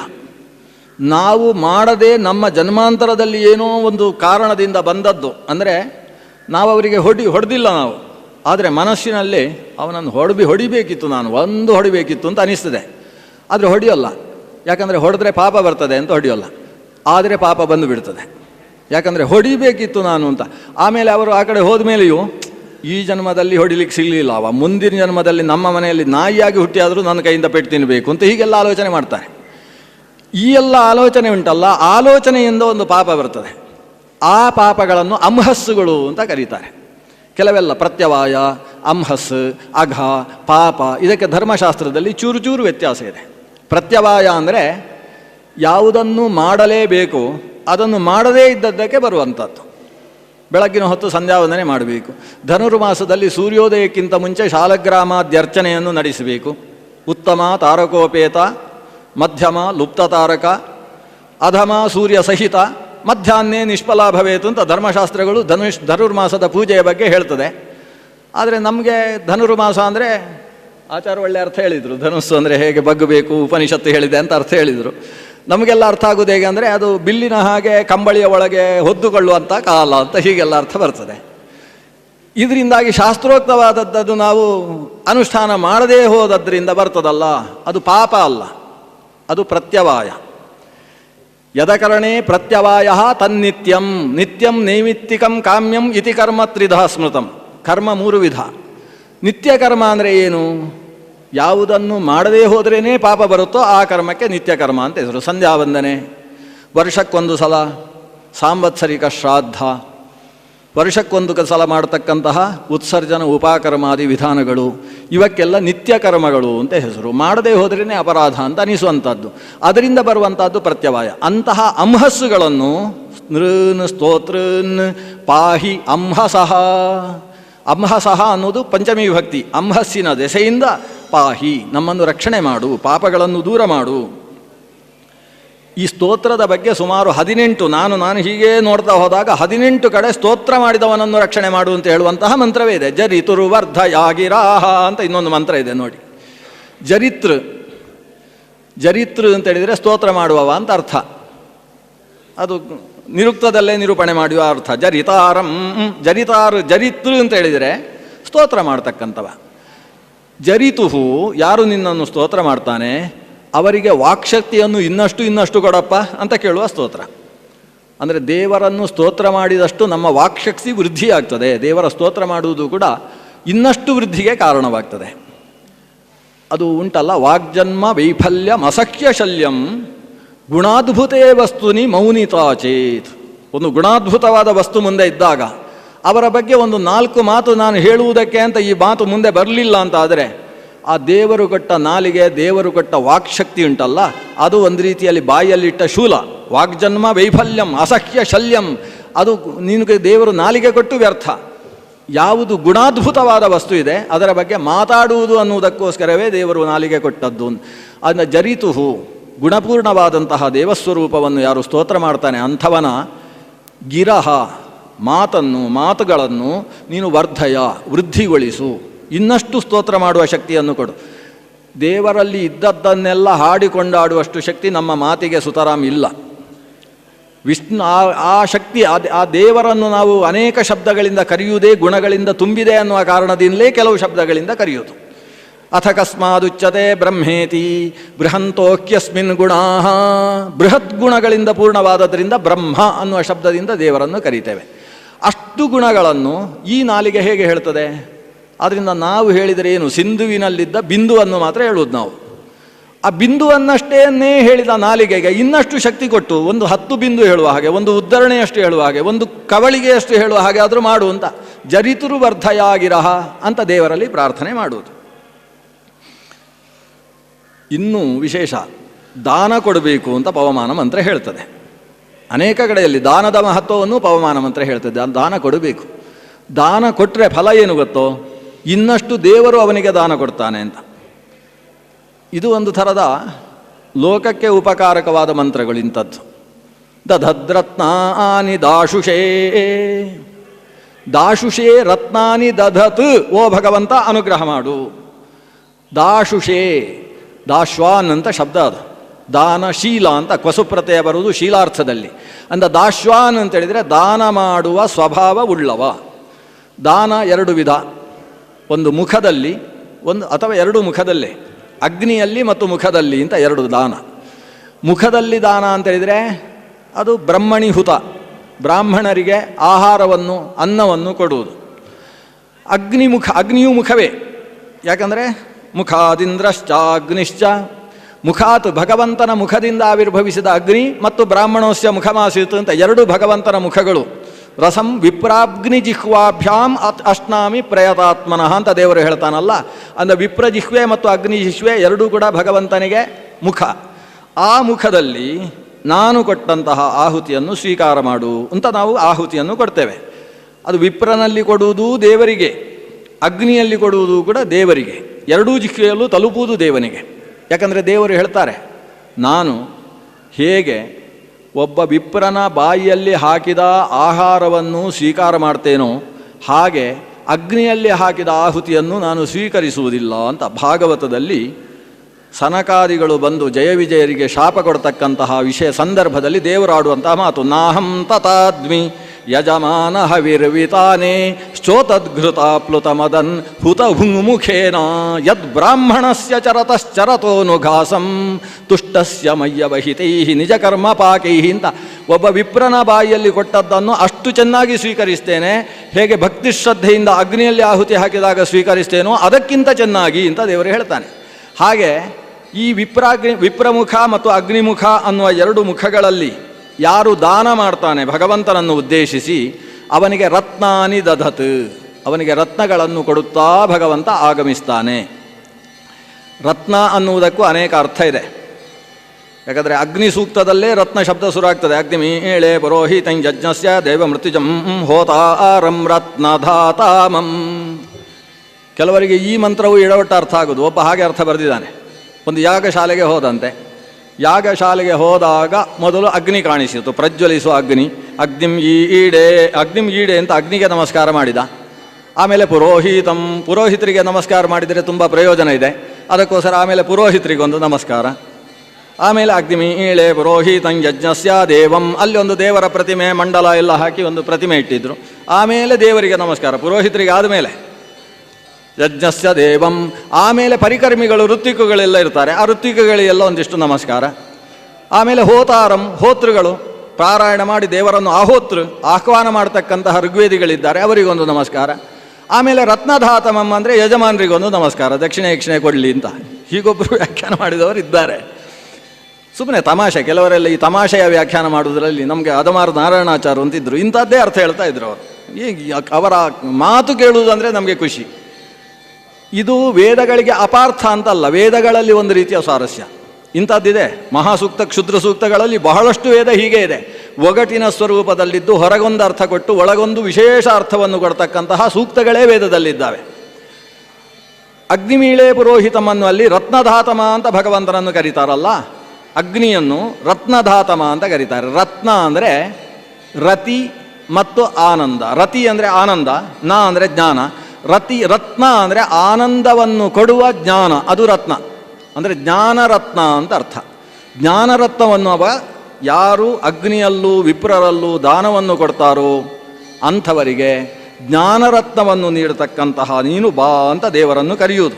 ದಧದ್ರತ್ನಾನಿ ದಾಶುಷೇ. ಇನ್ನೂ ಒಂದು ಮಂತ್ರ, ಶೂರೋ ನಗೋಷು ತಿಷ್ಠತಿ. ಇದರಲ್ಲಿ ಉಪಮಾಲಂಕಾರಗಳೆಲ್ಲ ಬರ್ತವೆ ವೇದದಲ್ಲಿ ಉಪಮೆ ಅನೇಕ ಸಂದರ್ಭದಲ್ಲಿ. ಆದರೆ ಒಂದು ಎಚ್ಚರ ಇರಬೇಕೇನೆಂದರೆ, ವೇದದಲ್ಲಿ ನ ಅಂತ ಬಂದರೆ ಸುಮಾರು 90 ಅಂಶ, 100ರಲ್ಲಿ 90ರಷ್ಟು ಅದು ಸಾದೃಶ್ಯಾರ್ಥದಲ್ಲಿ ಬರುವ ನ. ಗಾವೋ ವತ್ಸಂನ ಮಾತರಾಹ ಅಂತ ಬಂತು. ಗಾವಃ ಮಾತರಃ ವತ್ಸಂ ನ ಅಂದರೆ ವತ್ಸಂ ಇವ ಅಂತ ಅರ್ಥ. ಈ ನಾ ಅಂತ ಬಂದರೆ ನೀವು ಅದನ್ನು ಇವ ಅಂತಲೇ ಅರ್ಥ ಮಾಡಬೇಕು. ಬೇರೆ ಈ ನಾ ಅಂತ ಎಲ್ಲೋ ಒಂದು ಕಡೆಯಲ್ಲಿ ನಾ ಅಂತ ನಿಷೇಧಾರ್ಥದಲ್ಲಿ ಬರೋಲ್ಲ ಅಂತ ಹೇಳೋದಿಲ್ಲ. ಆದರೆ 90ರಷ್ಟು ಭಾಗ ವೇದದಲ್ಲಿ ನಾ ಅನ್ನುವುದು ಸಾದೃಶ್ಯಾರ್ಥದಲ್ಲೇ ಬರತಕ್ಕಂಥದ್ದು. ಯಾಕಂದರೆ ನಾ ಅನ್ನುವುದಕ್ಕೆ 6 ಅರ್ಥ. ನನ್ಯರ್ಥಾ ಷಡ್ ಪ್ರಕೀರ್ತಿತಾ. 6 ಅರ್ಥದಲ್ಲಿ ತದ್ಭಿನ್ನತ್ವಂ, ತದಭಾವ, ತತ್ಸಾದೃಶ್ಯಂ, ತದಲ್ಪತ. ಅಲ್ಪತ್ವವು ಕೂಡ ನಂಜಿನ ಅರ್ಥ ಅಲ್ವಾ. ಅನುದರ ಕನ್ಯಾ ಅಂತ ಹೇಳ್ತೇವೆ. ಅನುದರ ಕನ್ಯಾ ಅಂದರೆ ಅವಳಿಗೆ ಹೊಟ್ಟೆಯೇ ಇಲ್ಲ ಅಂತ ಅರ್ಥ ಮಾಡುವುದಲ್ಲ. ಅಲ್ಪಂ ಉದರಂ ಯಸ್ಯಾಹ ಸಾ ಅನುದರ. ಅಲ್ಲಿರುವ ನನು ಅಲ್ಪತ್ವಾರ್ಥದಲ್ಲಿರ್ತಕ್ಕಂಥದ್ದು, ಚಿಕ್ಕ ಹೊಟ್ಟೆಯವಳು ಅಂತ ಅದಕ್ಕೆ ಅರ್ಥ. ಆ ನನು ಅಲ್ಪ ಎಂಬ ಅರ್ಥವನ್ನು ಕೊಡ್ತದೆ. ಅಸುರ ಅನ್ನುವಲ್ಲಿ ಆ ಅಂದರೆ ಸುರ ಅಲ್ಲ ಅಂತ ಅರ್ಥ ಅಲ್ಲ. ಸುರ ಅಲ್ಲ ಅಂದರೆ ನಾವೆಲ್ಲ ಅಸುರ ಆಗಬೇಕಾಗುತ್ತೆ. ಆದರೆ ಅಸುರ ಅಂದರೆ ಸುರ ವಿರುದ್ಧ, ವಿರೋಧಾರ್ಥದಲ್ಲಿ ನನ್ನಿದೆ. ಸುರ ವಿರುದ್ಧಾಹ ಅಸುರಾಹ ಅಂತ ವಿರೋಧಾರ್ಥದಲ್ಲಿ ನನ್ನಿನ ಪ್ರಯೋಗ ಇದೆ. ಭೇದಾರ್ಥದಲ್ಲಿ ಅಘಟಃ ಅಂದರೆ ಘಟ ಭಿನ್ನ ಅಂತ ಅರ್ಥ. ಅಜ್ಞಾನಂ ಅಂದರೆ ಜ್ಞಾನಾಭಾವ ಅಂತ ಅರ್ಥ. ಅಭಾವಾರ್ಥದಲ್ಲಿ, ಭೇದಾರ್ಥದಲ್ಲಿ, ವಿರೋಧಾರ್ಥದಲ್ಲಿ, ಸಾದೃಶ್ಯಾರ್ಥದಲ್ಲಿ. ಅದರ ಜೊತೆಗೆ ನ ಅನ್ನೋದು ಸಾದೃಶ್ಯಾರ್ಥದಲ್ಲೂ ಇದೆ. ಆ ಸಾದೃಶ್ಯಾರ್ಥದಲ್ಲಿರುವ ನ ಇದು. ಗಾವಃ ವತ್ಸಂನ ಮಾತರಃ. ಮಾತರಃ ಗಾವಃ ಕರು ಹಾಕಿರ್ತಕ್ಕಂತಹ ಹಸುಗಳು ಆ ಕರುವಿನ ಕಡೆಗೆ ಹೇಗೆ ಓಡಿ ಬರ್ತಾವೋ ಹಾಗೆ ಓ ದೇವರೇ ನಮ್ಮ ಹತ್ರ ಬಾ ಅಂತ ದೇವರನ್ನು ಕರೆಯುವಂಥದ್ದು. ಆ ರೀತಿಯಲ್ಲಿ ಶೂರೋ ನಗೋಷು ತಿಷ್ಠತಿ. ಯಾರು ದೇವರನ್ನು ಸ್ತೋತ್ರ ಮಾಡ್ತಾ ಇದ್ದಾರೆ, ಸ್ತೋತ್ರ ಮಾಡುವ ಒಂದು ವಿಪ್ರ ಸಮುದಾಯ ಬದ್ಧಶಿಖರಾಗಿ ಉತ್ತರೀಯ ಧಾರಣೆ ಮಾಡಿಕೊಂಡು ಷಡ್ಪುಚ್ಚ ಕಚ್ಚಾ ಬದ್ಧರಾಗಿ ಪುಂಡ್ರಾದಿ ವಿಭೂಷಿತರಾಗಿ ಭಗವಂತನನ್ನು ಯಾರು ಸ್ತೋತ್ರ ಮಾಡ್ತಾ ಇರ್ತಾರೋ ಆಚಮನಾದಿ ಶುದ್ಧೀಕೃತ ಮನಸ್ಕರು, ಅಂಥವರಲ್ಲಿ ಮಧ್ಯದಲ್ಲಿ ಶೂರನ ಹಾಗೆ ಬಂದು ಕೂತುಕೊಳ್ತಾನಂತೆ ಭಗವಂತ. ಅಂದರೆ ಯಾರು ಸ್ತೋತ್ರ ಮಾಡ್ತಾರೆ ಅವರೆಲ್ಲ ಗೋವುಗಳು. ಗೋ ಅಂತ ಹೇಳಿದರೆ ಜ್ಞಾನ ಅಂತ ಅರ್ಥ ಇದೆ, ಗೋ ಅಂದರೆ ವೇದ ಅಂತ ಅರ್ಥ ಇದೆ, ಗೋ ಅಂದರೆ ವೇದಜ್ಞ ಅಂತ ಅರ್ಥ ಇದೆ. ತುಂಬ ಗೋ ಶಬ್ದ ಸಿಕ್ಕಾಬಟ್ಟೆ. ಇಂಗ್ಲೀಷ್ನಲ್ಲೂ ಗೋ ಅಂತ ಒಂದಿದೆ. ಹಸುಗಳಿಗೂ ಗೋ ಅಂತ ಕರೆಯುವುದು ಅದಕ್ಕೋಸ್ಕರ, ಗಚ್ಚಂತೀತಿ ಗಾವಹ. ಅದು ಹೆಚ್ಚು ಓಡಾಡ್ತಾ ಇದ್ದರೆ ಅವುಗಳ ಹಾಲು ಶುದ್ಧವಾಗಿರ್ತದೆ, ಕಟ್ಟಿ ಹಾಕಿಯೇ ಇದ್ದರೆ ಅದು ಹಸು ಅಲ್ಲ. ಗೋಚಾರ ಭೂಮಿ ಅಂತ ಗೋಪಾಲಕ ಅಂತ ರಾಜನನ್ನು ಕರೀತಾರೆ. ರಾಜನಿಗೆ ಗೋಪಾಲಕ ಗೋಪ ಅಂತ ಹೇಳಿದರೆ ಬರೀ ಭೂಪಾಲಕನಾದ್ರಿಂದ ಅಲ್ಲ, ಗೋಪಾಲಕ ಅಂತ ರಾಜನನ್ನು ಕರೆಯುವುದು ಗೋವುಗಳಿಗೆ ಅಂತ ಬಿಟ್ಟಂತಹ ಏನು ಗೋವುಗಳ ಮೇವು ಭೂಮಿ ಇದೆ, ಗೋಮಾಳ ಅನ್ನುವ ಪ್ರದೇಶ ಇದೆ. ಇಡೀ ಭಾರತ ದೇಶದ 3ನೇ 1 ಭಾಗ ಇವತ್ತು ಗೋಮಾಳ. ಯಾವತ್ತು 1943 ಇಸ್ವಿಯಲ್ಲೇ ತೀರ್ಮಾನ ಆಗಿರ್ತಕ್ಕಂಥದ್ದು. ಆ ಗೋಮಾಳವನ್ನು ಗೋಮಾಳವನ್ನಾಗಿಯೇ ಉಳಿಸುವಂಥ ರಾಜನಿಗೆ ಗೋಪಾಲಕ ಅಂತ ಹೆಸರು. ಅಂದರೆ ಗೋವುಗಳು ಓಡಾಡ್ತಾ ಇದ್ದರೆ ಮಳೆ ಕಾಲಕ್ಕೆ ಬರ್ತದೆ, ಗೋವುಗಳು ಓಡಾಡ್ತಾ ಇದ್ದರೆ ಆ ಸೂರ್ಯನ ಬಿಸಿಲು ಅದಕ್ಕೆ ಬಿತ್ತು ಅಂತಾದರೆ ಅದರ ಹಾಲು ಅದು ಪೌಷ್ಟಿಕವಾಗ್ತದೆ, ಎಲ್ಲ ರೀತಿಯ ಜೀವಸತ್ವಗಳನ್ನು ಒಳಗೊಳ್ತದೆ. ಆಯುರ್ವೇದದ ಶಕ್ತಿ ಗೋವುಗಳು ಓಡಾಡ್ತಾ ಇರುವಾಗ ಗೋವುಗಳ ಮೇಲೆ ಬೀಸಿದ ಗಾಳಿಯಿಂದಲೇ ನಿರ್ಮಿತವಾಗ್ತದೆ. ಆದ್ದರಿಂದ ಗೋವುಗಳು ಎಲ್ಲೋ ಒಂದು ಕಡೆ ಕಟ್ಟಲ್ಪಡುವುದಲ್ಲ. ಗಾವಹ ಗಚ್ಚಂತಿ, ಅವಳು ಗೋ ಗಮನಶೀಲವಾದವುಗಳೇ ಗೋವುಗಳು ಅಂತ ಕರೆಸಿಕೊಳ್ಳತಕ್ಕಂಥವುಗಳು. ಆ ಗಮನ ಅಂದರೆ ಮತ್ತೆ ಜ್ಞಾನ ಅಂತ ಅರ್ಥ ಇದೆ. ಗಮನ ಅಂದರೆ ಜ್ಞಾನ. ಯೇ ಗತ್ಯರ್ಥ ತೇ ಜ್ಞಾನಾರ್ಥ. ನಾವೆಲ್ಲ ಏನು ಹೇಳಿದ್ರಿ ಇವತ್ತು ಅಂತ ಆಮೇಲೆ ಯಾರಾದರೂ ಕೇಳ್ತಾರೆ ಊಟಕ್ಕೆ ಹೋದಾಗ. ಅದಕ್ಕೆ ಭಾರಿ ಚಂದ ಹೇಳಿದ್ರಪ್ಪ, ಕೂತವರು 1.5 ಗಂಟೆ ಆ ಕಡೆ ಕದಡಲಿಲ್ಲ ಅಂತ. ಅಲ್ಲ, ಏನು ಹೇಳಿದ್ರಿ ಹೇಳಿ? ಅದು ನನಗೆ ಗಮನವೇ ಇರಲಿಲ್ಲ ಅಂತ ಗಮನ ಬರುತ್ತೆ ಅಲ್ಲಿ. ಗಮನ ಅಂದರೆ ಜ್ಞಾನ ಅಂತ ಒಂದು ಅರ್ಥ. ಗತ್ಯರ್ಥಕವಾದ ಧಾತು ಜ್ಞಾನ ಎಂಬ ಅರ್ಥವನ್ನು, ಅವಗತಿಯನ್ನು ಕೂಡ ಹೇಳ್ತದೆ. ಹಾಗಾಗಿ ಗೋ ಅಂದರೆ ಜ್ಞಾನಿಗಳು. ಶೂರೋ ನಗೋಷು ತಿಷ್ಠತಿ. ಗೋಷು ಜ್ಞಾನಿಷು, ಯಾರು ದೇವರನ್ನು ಸ್ತೋತ್ರ ಮಾಡ್ತಕ್ಕಂಥ ವೇದಜ್ಞರಿದ್ದಾರೆ ಅವರ ಮಧ್ಯದಲ್ಲಿ ಶೂರೋ ನ ಶೂರ ಇವ ತಿಷ್ಠತಿ. ಲೌಕಿಕವಾಗಿ ಅರ್ಥ ಏನು? ಗೋವು ಅಂದರೆ ಹಸುಗಳು, ಶೂರ ಅಂತೇಳಿದರೆ ಎತ್ತು. ಅದು ಬೀಜ ಇರತಕ್ಕಂತಹ ಮಹಾ ಎತ್ತಿಗೆ, ವೃಷಭನಿಗೆ ಎತ್ತು. ಅದು ಈ ಗೋವುಗಳ ಮಧ್ಯದಲ್ಲಿ ರಾಜನ ಹಾಗೆ ಓಡಾಡ್ತಾ ಇರ್ತದೆ. ಹಾಗೆ ಗೋವುಗಳ ಮಧ್ಯದಲ್ಲಿ ಹೇಗೆ ಎತ್ತೋ ಹಾಗೆ ಜ್ಞಾನಿಗಳ ಮಧ್ಯದಲ್ಲಿ ಈ ಜ್ಞಾನಿಗಳಿಂದ ಸ್ತುತನಾದಂತಹ ಭಗವಂತ ಬಂದು ನಿಂತುಕೊಳ್ತಾನೆ. ತಿಷ್ಠತಿ. ತಿಷ್ಠತಿ ಅಂದರೆ ಕದಲುವುದಿಲ್ಲ ಅಂತ ಅರ್ಥ. ಗತಿ ನಿವೃತ್ತವು, ಗತಿ ನಿವೃತ್ತಿ, ಓಡಾಡುವುದಿಲ್ಲ, ನಿಂತಲ್ಲೇ ನಿಂತು ಬಿಡ್ತಾನೆ ಅನ್ನುವ ಅರ್ಥದಲ್ಲಿ ಶೂರೋ ನಗೋಷು ತಿಷ್ಠತಿ. ಅಥಾನೋ ವಸ್ಯ ಸಂಸ್ಕೃತಿ. ಅದು ಮುಂದಿನ ಅಧ್ಯಾಯಕ್ಕೆ ಬಂತು, ಅದು ಬೇಡ, ನಮಗೆ 2 ಅಧ್ಯಾಯದ ಒಳಗೆ ಬೇಕು. ವಾಶ್ರ ಅರ್ಷಂತೀಂಧಾವಹ ವಾಶ್ರ ವತ್ಸಂನದೇನವಾಹ. ಕೆಲವೆಲ್ಲ ಎಷ್ಟು ಈಗ ನಮ್ಮ ಪ್ರಾಚೀನ ಶಾಸ್ತ್ರದಲ್ಲಿ, ಮುಖ್ಯವಾಗಿ ಪವಮಾನ ಸೂಕ್ತದಲ್ಲಿ ಹಸುಗಳನ್ನು ಹೇಳುವುದಕ್ಕೆ ಒಂದು 18 ಶಬ್ದಗಳಿದ್ದಾವೆ. ಹಸುಗಳನ್ನು ಹೇಳುವುದಕ್ಕೆ ಬೇರೆ ಬೇರೆ ಶಬ್ದ. ನಮ್ಮ ಸಂಸ್ಕೃತದಲ್ಲಿ ಅಂದರೆ ಮನೆಯಲ್ಲಿ ಮನೆಯ ಮಕ್ಕಳು, ಮಡದಿ, ತಾಯಿ, ತಂದೆ ಅನ್ನುವುದು ಎಷ್ಟು ಹತ್ತಿರವೋ ಅದಕ್ಕಿಂತ ಹತ್ತಿರ ಆದದ್ದು ಹಸುಗಳು. ಯಾವುದು ಮನುಷ್ಯ ಜೀವನದಲ್ಲಿ ಅತ್ಯಂತ ಹತ್ತಿರವೋ ಅದಕ್ಕಿರುವಷ್ಟು ಪರ್ಯಾಯ ಶಬ್ದ ಮತ್ತೊಂದಕ್ಕಿರುವುದಿಲ್ಲ. ಅತ್ಯಂತ ಹತ್ತಿರ. ಗೋವಿಗೆ ಎಷ್ಟು ಪರ್ಯಾಯ ಶಬ್ದಗಳು. ಗೋವು ಒಂದು ಕರು ಹಾಕಿದರೆ ಅದಕ್ಕೆ ಗೃಷ್ಟಿ ಅಂತ ಹೆಸರು. ಗೃಷ್ಟಿ ಸಕೃತ್ ಪ್ರಸೂತ ಅಂತ ಒಂದೇ ಕರು ಹಾಕಿದ್ದು. ಈಗ ತಾನೇ ಕರು ಹಾಕಿದೆ, ಅದರ ಕರುವಿನ ಮೈಯಲ್ಲಿದ್ದ ರಕ್ತವನ್ನು ಇನ್ನೂ ಪೂರ್ತಿಯಾಗಿ ಒರೆಸಿ ಆಗಲಿಲ್ಲ, ಈಗ ತಾನೇ ಕರು ಹಾಕಿದೆ. ಆಗ ಆ ಹಸುವಿಗೆ ವಾಶ್ರ ಅಂತ ಹೆಸರು. ವಾಶ್ರ ಅಂದರೆ ಸದ್ಯ ಪ್ರಸೂತ. ಆ ಹೊತ್ತಿಗೆ, ಪ್ರಸವದ ಹೊತ್ತಿಗೆ ಅದಕ್ಕೆ ವಾಶ್ರ ಅಂತ ಹೆಸರು. ವಾಶ್ರಾದಾನ ಅಂದರೆ ಬಹಳ ಶ್ರೇಷ್ಠವಾದದ್ದು. ಆ ಹೊತ್ತಿಗೆ ಅದನ್ನು ದಾನ ಕೊಡುವಂಥದ್ದು. ಗೃಷ್ಟಿದಾನ ಇದೆ. 3 ಸಲ ಬಷ್ಕೈಣಿ ಅಂತ ಮತ್ತೊಂದು ಶಬ್ದ ಇದೆ. ಅದೊಂದು 3 ಸಲ ಕರು ಹಾಕಿದರೆ ಅದಕ್ಕೆ ಹೆಸರು. 4 ಸಲ ಕರು ಹಾಕಿದರೆ ಅದಕ್ಕೆ ಬೇರೆ ಹೆಸರು. ಬಾಯಿಯಲ್ಲಿ ಹಲ್ಲು 4 ಬಂದಿದ್ದರೆ ಅದಕ್ಕೆ ಬೇರೆ ಹೆಸರು. 6 ಹಲ್ಲು ಬಂದಿದ್ದರೆ ಅದಕ್ಕೆ ಬೇರೆ ಹೆಸರು. ಜಾತಿಗಳು ಸುಮಾರು 5,000 ಜಾತಿಗಳು ಹಸುಗಳಲ್ಲಿ. ಇವತ್ತು ನಾವೇನು ಗಿಡ್ಡ, ಮಲೆನಾಡು ಗಿಡ್ಡ, ಆ ಕಡೆ ಹಳ್ಳಿಕಾರು, ಅಮೃತ ಮಹಲ್ಲು, ಪುಂಗನೂರು ಅಂತ ಬೇರೆ ಬೇರೆ ಏನೇನು ಹಸು, ಗಿರ್ ಅಂತ ಕರಿತೇವೆ, ಇಂಥದ್ದೆಲ್ಲ ಹಸುಗಳು. ಸಂಸ್ಕೃತದಲ್ಲಿ ಹಸುಗಳ ಜಾತಿ, ಕಪಿಲ ಅನ್ನೋದು ಒಂದು ಜಾತಿ, ಕಬ್ಬೇತಿ ಅಂತ ಇವತ್ತು ಕರಿತೇವೆ, ಅದೊಂದು ಒಂದು ಹಸುವಿನ ಜಾತಿಗಳು. ಇದನ್ನೆಲ್ಲ ಹೇಳುವ ಸಾವಿರಾರು ಶಬ್ದಗಳು ವೇದದಲ್ಲಿ, ಬ್ರಾಹ್ಮಣಗಳಲ್ಲಿ ನಮಗೆ ಉಪಲಬ್ಧವಾಗ್ತವೆ. ಅಂತಹ ಒಂದು ಶಬ್ದ ವಾಶ್ರಾಹ ವತ್ಸಂನ ದೇನವಾಹ.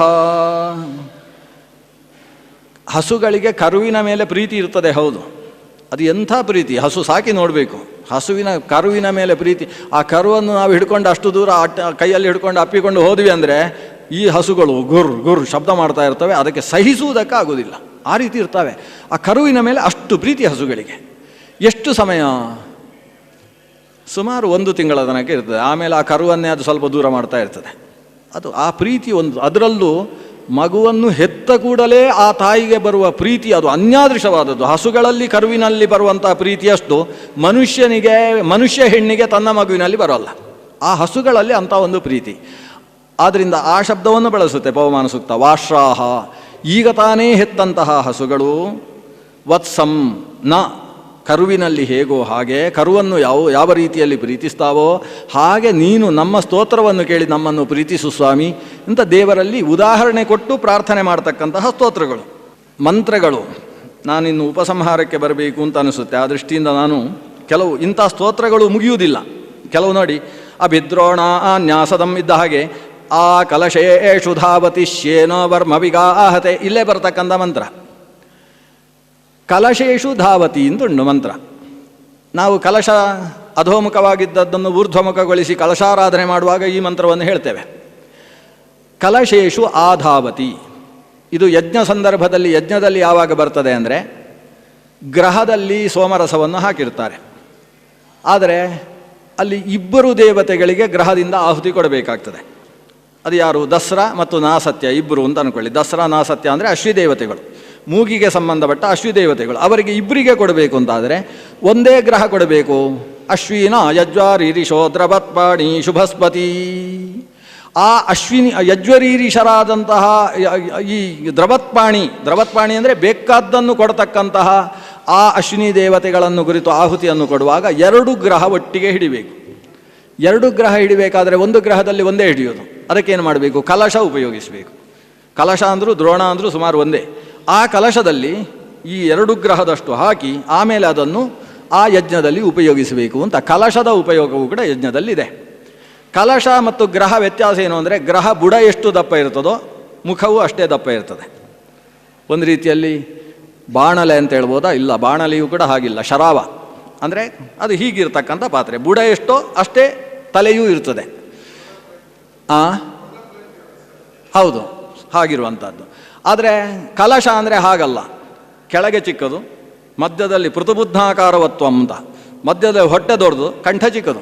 ಅದಕ್ಕೆ ಕಲಶಸ್ಯ ಮುಖೇ ವಿಷ್ಣು ಕಂಠೇ ರುದ್ರ ಸಮಾಶ್ರಿತ ಮೂಲೆ ತತ್ರಸ್ತ್ವ ಬ್ರಹ್ಮ ಅಂತ. ಅದಕ್ಕೆ ಕಂಠವೂ ಬೇಕು. ಕಂಠ ಇಲ್ಲದೆ ಇದ್ದದ್ದು ಕಲಶ ಆಗುವುದಿಲ್ಲ. ಕಂಠ ಇದ್ದಾಗ ರುದ್ರದೇವರ ಸನ್ನಿಧಾನ ಅದರಲ್ಲಿ ಬಂದೇ ಬರ್ತದೆ. ಅಂಥ ಕಲಶ, ಈ ಕಲಶದಲ್ಲಿ ಅದನ್ನು ಹಾಕಬೇಕು, ಆಮೇಲೆ ಉಪಯೋಗಿಸಬೇಕು ಅನ್ನೋ ಒಂದು ವ್ಯವಸ್ಥೆ. ಅದಕ್ಕೆ ಕಲಶ ಅಂತ ಯಾಕೆ ಕರೆಯುವುದು ಅಂದರೆ ಅದರಲ್ಲಿ ಕಲಾ ಆವಾಹನೆ ಇರ್ತದೆ. ಕಲಾಹ ಕಲಶನಾಮಕಾಹ. ಅದು 101 ಕಲೆಗಳಿರ್ಬೋದು ಅಥವಾ 24 ಕಲೆಗಳಿರ್ಬೋದು. ಬೇರೆ ಬೇರೆ ತಂತ್ರಶಾಸ್ತ್ರಗಳು ಕಲಶದಲ್ಲಿ ಆವಾಹನೆ ಮಾಡಬೇಕಾದ ಕಲಾದೇವತೆಗಳನ್ನು ಬೇರೆ ಬೇರೆ ಹೇಳಿದೆ. 16 ಕಲೆಗಳನ್ನು ಆವಾಹನೆ ಮಾಡುವ ಸಂಪ್ರದಾಯವು ಕೂಡ ಶಾಕ್ತದಲ್ಲಿದೆ. ಹಾಗಾಗಿ ಕಲಾದೇವತೆಗಳನ್ನು ಆವಾಹನೆ ಮಾಡಿದಾಗ ಕುಂಭವೇ ಕಲಶವಾಗ್ತದೆ. ಕಲಶ ಅನ್ನೋ ಶಬ್ದದಿಂದ ಕುಂಭ ಪ್ರತಿಪಾದ್ಯವಾಗುತ್ತೆ. ಕಂಠ ಇದ್ದ ಕೂಡಲೇ ಅದು ಕಲಶ ಶಬ್ದವಾಚ್ಯವಾಗುವುದಿಲ್ಲ, ಕುಂಭ ಶಬ್ದವಾಚ್ಯವಾಗ್ತದೆ. ಕಲೆಗಳನ್ನು ಆವಾಹನೆ ಮಾಡಿದಾಗ ಅದಕ್ಕೆ ಕಲಶ ಅಂತ ಹೆಸರು. ಆದರೂ ಕಲಶ ತಗೊಂಡು ಬಾ ಅಂತ ಹೇಳ್ತೇವೆ, ಅಂಗಡಿಯಿಂದ 4 ಕಲಶ ತಗೊಂಡು ಬಾ ಅಂತ. ಅದು ನಿಜವಾಗಿ ಕಲಶ ಅಲ್ಲ. ಕಲಶ ಅಂತ ಯಾಕೆ ಕರೆಯುವುದು ಅಂದರೆ ಆಮೇಲೆ ಕಲಶ ಆಗ್ತದಲ್ವ, ಅದಕ್ಕೆ ಈಗ ಕಲಶ ಅಂತ ಕರೆಯೋದು. ಕೆಲವೆಲ್ಲ ಹಾಗೆ, ನಾಳೆ ಅವರಿಗೆ ಅಪಾಯಿಂಟ್ಮೆಂಟ್ ಆಗಿದೆ ಲೆಕ್ಚರರ್ ಆಗಿ, ಇವತ್ತೇ ಲೆಕ್ಚರರು ಬರ್ರಿ ಅಂತ ಕರೀತಾರೆ. ಹಾಗೆ ನಾಳೆ ಉಪಲಕ್ಷಣ, ನಾಳೆ ಬರುವಂಥದ್ದನ್ನು ಇವತ್ತು ಕರೆಯೋದು. ಹಾಗೆ ಈ ಕಲಶ ಅಂದರೆ ಯಜ್ಞಕರ್ಮಗಳ ದೃಷ್ಟಿಯಿಂದ ಒಂದು ಪಾತ್ರೆ. ಆದರೆ ನಾವು ಅಧ್ಯಾತ್ಮದ ದೃಷ್ಟಿಯಿಂದ ಆಲೋಚನೆ ಮಾಡುವುದಾದರೆ ಕಲಶೇಷು ಮನಸ್ಸು. ಕಲಶ ಅಂದರೆ ಮನಸ್ಸು. ಮನಸ್ಸು ಅಂದರೆ 5 ರೀತಿಯ ಮನಸ್ಸನ್ನು ಇಟ್ಟುಕೊಳ್ಬೇಕು. ನಮ್ಮ ಮನಸ್ಸಿನಲ್ಲಿ ಆ ಕಲಶೇಷು ಧಾವತಿ, ನಮ್ಮ ಮನಸ್ಸುಗಳಲ್ಲಿ ನೀನು ಧಾವನೆ ಮಾಡ್ತಾ ಇದ್ದೀಯ. ಆಧಾವತಿ ಅತ್ತಿತ್ತ ಓಲಾಡ್ತಾ ಇರಬೇಕು ಅಂತ. ನಮ್ಮ ಮನಸ್ಸಿನಲ್ಲಿ ದೇವರು ಓಡಾಡ್ತಾ ಇರಬೇಕು. ಸಾಮಾನ್ಯವಾಗಿ ಮನಸ್ಸು ಚಂಚಲ ಅಂತ ಕರಿತೇವೆ. ಮಕಾರದಿಂದ ಶುರುವಾಗುವ 10 ಚಂಚಲಗಳನ್ನು ಒಬ್ಬ ಸುಭಾಷಿತಕಾರ ಉಲ್ಲೇಖ ಮಾಡ್ತಾನೆ. ಅದರ ಮೊದಲು ಮನ ಅಂತಾನೆ. ಮನೋ, ಮಧುಕರೋ, ಮೇಘೋ, ಮಾನಿನಿ, ಮದನಃ, ಮರುತ್, ಮಾ, ಮದಃ, ಮರ್ಕಟಃ, ಮತ್ಸ್ಯ. ಪುಣ್ಯಕ್ಕೆ ನಾವು ಸೇರಲಿಲ್ಲ. ಮತ್ತು ಮಕಾರಾಹ ದಶಚಂಚಲಾಹ ಅಂತ ಈ ಮಕಾರದಿಂದ ಹಿಡಿಯುವ 5-10 ಚಂಚಲಗಳನ್ನು ಉಲ್ಲೇಖ ಮಾಡ್ತಾನೆ. ಅದರಲ್ಲಿ ಮೊದಲನೇ ಸ್ಥಾನ ಕೊಟ್ಟದ್ದು ಮನಸ್ಸಿಗೆ. ಚಂಚಲಂ ಹಿ ಮನ ಕೃಷ್ಣ ಪ್ರಮಾಥಿ ಬಲವದೃಢಂ ಅಂತ ಅರ್ಜುನ ಕೇಳ್ತಾನೆ. ಸಿಕ್ಕಾಬಟ್ಟೆ ಚಂಚಲ ಮನಸ್ಸು. ವಾಯೋರಿವ ಸುದುಷ್ಕರಂ ತಸ್ಯಾಹಂ ನಿಗ್ರಹಂ ಮನ್ಯೆ. ಅದನ್ನು ನಿಗ್ರಹಿಸುವುದು ಗಾಳಿಯನ್ನು ಕಟ್ಟಿಟ್ಟ ಹಾಗೆ ಅಂತ. ಅಷ್ಟು ಕಷ್ಟ ಮನಸ್ಸು. ಆ ಮನಸ್ಸಿನ ನಿಗ್ರಹಕ್ಕೋಸ್ಕರ ದೇವರಲ್ಲಿ ಪ್ರಾರ್ಥನೆ. ಆ ಕಲಶೇಷು ಧಾವತಿ. ಮನಸ್ಸು ಕೂಡ ಸೋಮ ಅಂದರೆ ಅದಕ್ಕೆ ಕಲೆ ಇದೆ. ಕಲೆಗಳು ಸೋಮನಿಗೆ, ಚಂದ್ರನಿಗೆ 16 ಕಲೆಗಳು. ಜ್ಯೋತ್ಸ್ನಾ ಮೊದಲಾದಂತಹ 16 ಕಲೆಗಳಿಂದ ಕೂಡಿ 16 ತಿಥಿಗಳಿಗೆ ಕಾರಣನಾಗಿರ್ತಕ್ಕಂಥವ ಚಂದ್ರ. ಆ 16 ಕಲೆಗಳುಳ್ಳಂತಹ ಚಂದ್ರನಿಂದ ಅಭಿಮನ್ಯಮಾನವಾದ ಮನಸ್ಸು ಕೂಡ ಷೋಡಶ ಕಲ ಪುರುಷ ಅಂತ. ಅಂತಃಕರಣ ಪುರುಷ, ಅಂತಃಕರಣವು ಷೋಡಶ ಕಲ. ಆ ಷೋಡಶ ಕಲಾಯುಕ್ತವಾದ್ದರಿಂದ ಈ ಮನಸ್ಸನ್ನು ನಾವು ಕಲಶ ಅಂತ, ಕಲಾಹ ಶೇರತೆ ಅಸ್ಮಿನ್ನಿತಿ ಕಲಶಃ. ಆ ಕಲೆಗಳೆಲ್ಲ ಇಲ್ಲಿ ಕುಳಿತ ಕಾರಣದಿಂದ ಈ ಮನಸ್ಸನ್ನು ಕಲಶ ಅಂತ ಕರೆಯೋದು. ಈ ಕಲಶೇಷು, ಈ ಮನಸ್ಸುಗಳಲ್ಲಿ, ಪಂಚವಿಧವಾದ ಮನಸ್ಸುಗಳಲ್ಲಿ ಆಧಾವತಿ, ನೀನು ಓಡಿ ಬಂದು ಕೂತುಕೊಳ್ತಿ, ನೀನು ಸಂಚರಿಸ್ತಿ. ಯಾವಾಗ ಮನಸ್ಸಿನಲ್ಲಿ ದೇವರು ಸಂಚಾರ ಮಾಡುವುದಕ್ಕೆ ಶುರು ಮಾಡ್ತಾರೆ, ಆವಾಗ ಮನಸ್ಸು ಸಂಚಾರ ಮಾಡುವುದನ್ನು ನಿಲ್ಲಿಸ್ತದೆ. ಹೇಗೆ ದುಷ್ಟ ವಿದ್ಯಾರ್ಥಿಗಳ ಮುಂದೆ ವೀರ ಇದ್ದ ಹಾಗೆ ಅಂತ ಋಗ್ವೇದದ 10ನೇ ಮಂಡಲದಲ್ಲಿ ಒಂದು ಮಂತ್ರ ಇರ್ತದೆ. ನಮಗೆ ಇದನ್ನು ಕೇಳಿದ ಕೂಡಲೇ ನಮಗೆ ಈ ಹಾಸ್ಟೆಲ್ಗಳಲ್ಲಿ ವಾರ್ಡನ್ನದ್ದು ನೆನಪಾಗೋದು. ದುಷ್ಟ ವಿದ್ಯಾರ್ಥಿಗಳ ಮುಂದೆ ಶೂರ ಇದ್ದ ಹಾಗೆ ಅಂತ. ದುಷ್ಟ ವಿದ್ಯಾರ್ಥಿಗಳು ಅಂತ ಆ ಕಾಲದಲ್ಲೂ ಇದ್ದರು ಅಂತ ಅರ್ಥ. ದುಷ್ಟ ವಿದ್ಯಾರ್ಥಿಗಳ ಮುಂದೆ ಶೂರ ಅಂದರೆ ಅವನನ್ನು ನಿಯಂತ್ರಿಸ್ತಕ್ಕಂಥ ಒಬ್ಬ ವಾರ್ಡನ್. ಅವನು ಡಿಡ್ ಡನ್ ಅಂತ. ಅಂಥವನು ಮಾತ್ರ ಈ ದುಷ್ಟ ವಿದ್ಯಾರ್ಥಿಗಳಿಗೆ ವಾರ್ಡನ್ ಆಗುವುದಕ್ಕೆ ಸಾಧ್ಯ. ಅವನ ಮುಂದೆ ಈ ದುಷ್ಟ ವಿದ್ಯಾರ್ಥಿಗಳು ಹೇಗೆ ಬಾಲ ಮುಚ್ಚಿಕೊಂಡು ಸುಮ್ಮನೆ ಇದ್ದು ಬಿಡ್ತಾರೋ, ಹಾಗೆ ನಮ್ಮ ಮನಸ್ಸಿನ ಮುಂದೆ ದೇವರು ಕೂತ ಅಂತಾದರೆ ಮನಸ್ಸು ಬಾಲ ಮುಚ್ಚಿಕೊಂಡು ಕೂತು ಬಿಡ್ತದೆ, ಓಡಾಡುವುದಿಲ್ಲ. ಶಾಂತವಾಗಿ ಓದಲಿಕ್ಕೆ ಬರದೇ ಹೋದರೂ ಪುಸ್ತಕ ತೆರೆದುಕೊಂಡಾದರೂ ಕೂತ್ಕೊಳ್ಳುತ್ತೆ. ಇನ್ನು ಮನಸ್ಸಿನ ನಿಗ್ರಹಕ್ಕೋಸ್ಕರ ಆ ಕಲಶೇಷು ಧಾವತಿ ಶೇನಃ. ದೇವರಿಗೆ ಶೇನ ಅಂತ ಒಂದು ಹೆಸರು. ಶೇನ ಅಂದರೆ ಶಂ, ಆನಂದ. ಶಂ ಅಂದರೆ ಸುಖ. ಶೇನ ಅನ್ನುವಲ್ಲಿ ಯಾ ಇದೆ. ಯಾ ಅಂದರೆ ಜ್ಞಾನ. ಇವುಗಳಿಂದ ಅನ ಅಂದರೆ ಅವುಗಳನ್ನು ಚೆನ್ನಾಗಿ ಚೇಷ್ಟೆ ಮಾಡಿಸ್ತಕ್ಕಂಥವ. ಜ್ಞಾನಾನಂದಗಳ ಚೇಷ್ಟಕನಾದ್ದರಿಂದ ಭಗವಂತನಿಗೆ ಶೇನಃ ಅಂತ ಹೆಸರು. ಸಾಮಾನ್ಯವಾಗಿ ಶೇನ ಅಂತೇಳಿದರೆ ಗರುಡ, ಶೇನ ಅಂತೇಳಿದರೆ ಹದ್ದು. ಶೇನ ಅನ್ನೋದು ಒಂದು ಪಕ್ಷಿಯ ಹೆಸರು. ಆದರೆ ಇಲ್ಲಿ ವೇದದಲ್ಲಿ ನಿರುಕ್ತಕಾರ ಹೇಳ್ತಾನಲ್ಲ, ಯಾಸ್ಕ, ಯಾವುದೇ ಶಬ್ದವನ್ನು ನೀನು ಲೋಕದ ಅರ್ಥ ಇಟ್ಟುಕೊಂಡು ವೇದದಲ್ಲಿ ದೇವರ ಕುರಿತು ಅರ್ಥ ಮಾಡಲಿಕ್ಕೆ ಹೋಗಬೇಡ. ಲೋಕದ ಅರ್ಥ ಬಿಟ್ಟುಬಿಡು, ನೀನು ಅದನ್ನು ಒಡೆದು ಅರ್ಥ ಮಾಡು. ಅದು ಅಕ್ಷರ ಸಾಮ್ಯ ನಿರ್ಬ್ರೂಯಾತ್ ನಚೈವ ನ ನಿರ್ಬ್ರೂಯಾತ್. ಯಾಸ್ಕ ಹೇಳುವ ಮಾತು ಅಕ್ಷರ ಸಾಮ್ಯ ಸಿಕ್ಕಿದರೆ ಸಾಕು ನಿನಗೆ. ಹಸ್ತಃ ಅಂತುಂಟು, ಬರೀ ಕೈ ಅಂತ ಅರ್ಥ ಮಾಡಬೇಡ. ಯಾಕಂದರೆ ಅಲ್ಲಿ ಹಸ್ತಃ ಅನ್ನೋ ಶಬ್ದ ವೇದದಲ್ಲಿ ಬಂದರೆ ಅದಕ್ಕೆ ಹಸ್ತ ಅಂತ ಹೇಳಿದರೆ ಹೊಡೆಯುವವ ಅಂತ ಅರ್ಥ ಇರ್ತದೆ, ಅದಕ್ಕೆ ಕೈ ಅಂತ ಅರ್ಥ ಇರೋಲ್ಲ. ಯಾಕಂದರೆ ದೇವರನ್ನು ಹಸ್ತ ಅಂತ ಹೇಳ್ತದೆ ಅದು. ಹಸ್ತೋ ಹಂತೇ ಅಂತ ಯಾಸ್ಕ ನಿರುಕ್ತದಲ್ಲಿ ಹೇಳ್ತಾನೆ. ಹನುಧಾತುವಿನಿಂದ ಹಸ್ತ ಶಬ್ದ ನಿಷ್ಪನ್ನವಾಗ್ತದೆ. ಅಲ್ಲ, ಸಕಾರ ಹೇಗೆ ಬಂತು? ಅದನ್ನು ನಿರುಕ್ತದ ಪ್ರಕಾರ ಸೇರಿಸಿಕೊ. ವರ್ಣಾಗಮ ವರ್ಣವಿಪರ್ಯಯಶ್ಚ ದ್ವೌಚಾಪರೌ ವರ್ಣವಿಕಾರ ನಾಶೌ ಧಾತೋಸ್ತದರ್ಥಾತಿಶಯೇನ ಯೋಗ ತದುಚ್ಯತೆ ಪಂಚವಿಧಂ ನಿರುಕ್ತಂ ಅಂತ. ನಿರುಕ್ತದ ಪ್ರಕಾರ ವರ್ಣಾಗಮ ಮಾಡಿಕೊ. ಹೇಗೆ? ಪ್ರಜೆಗಳಿಗೆ ಪತಿಯಾದರೆ ಪ್ರಜಾಪತಿ ಅಂತ ಹೆಸರು.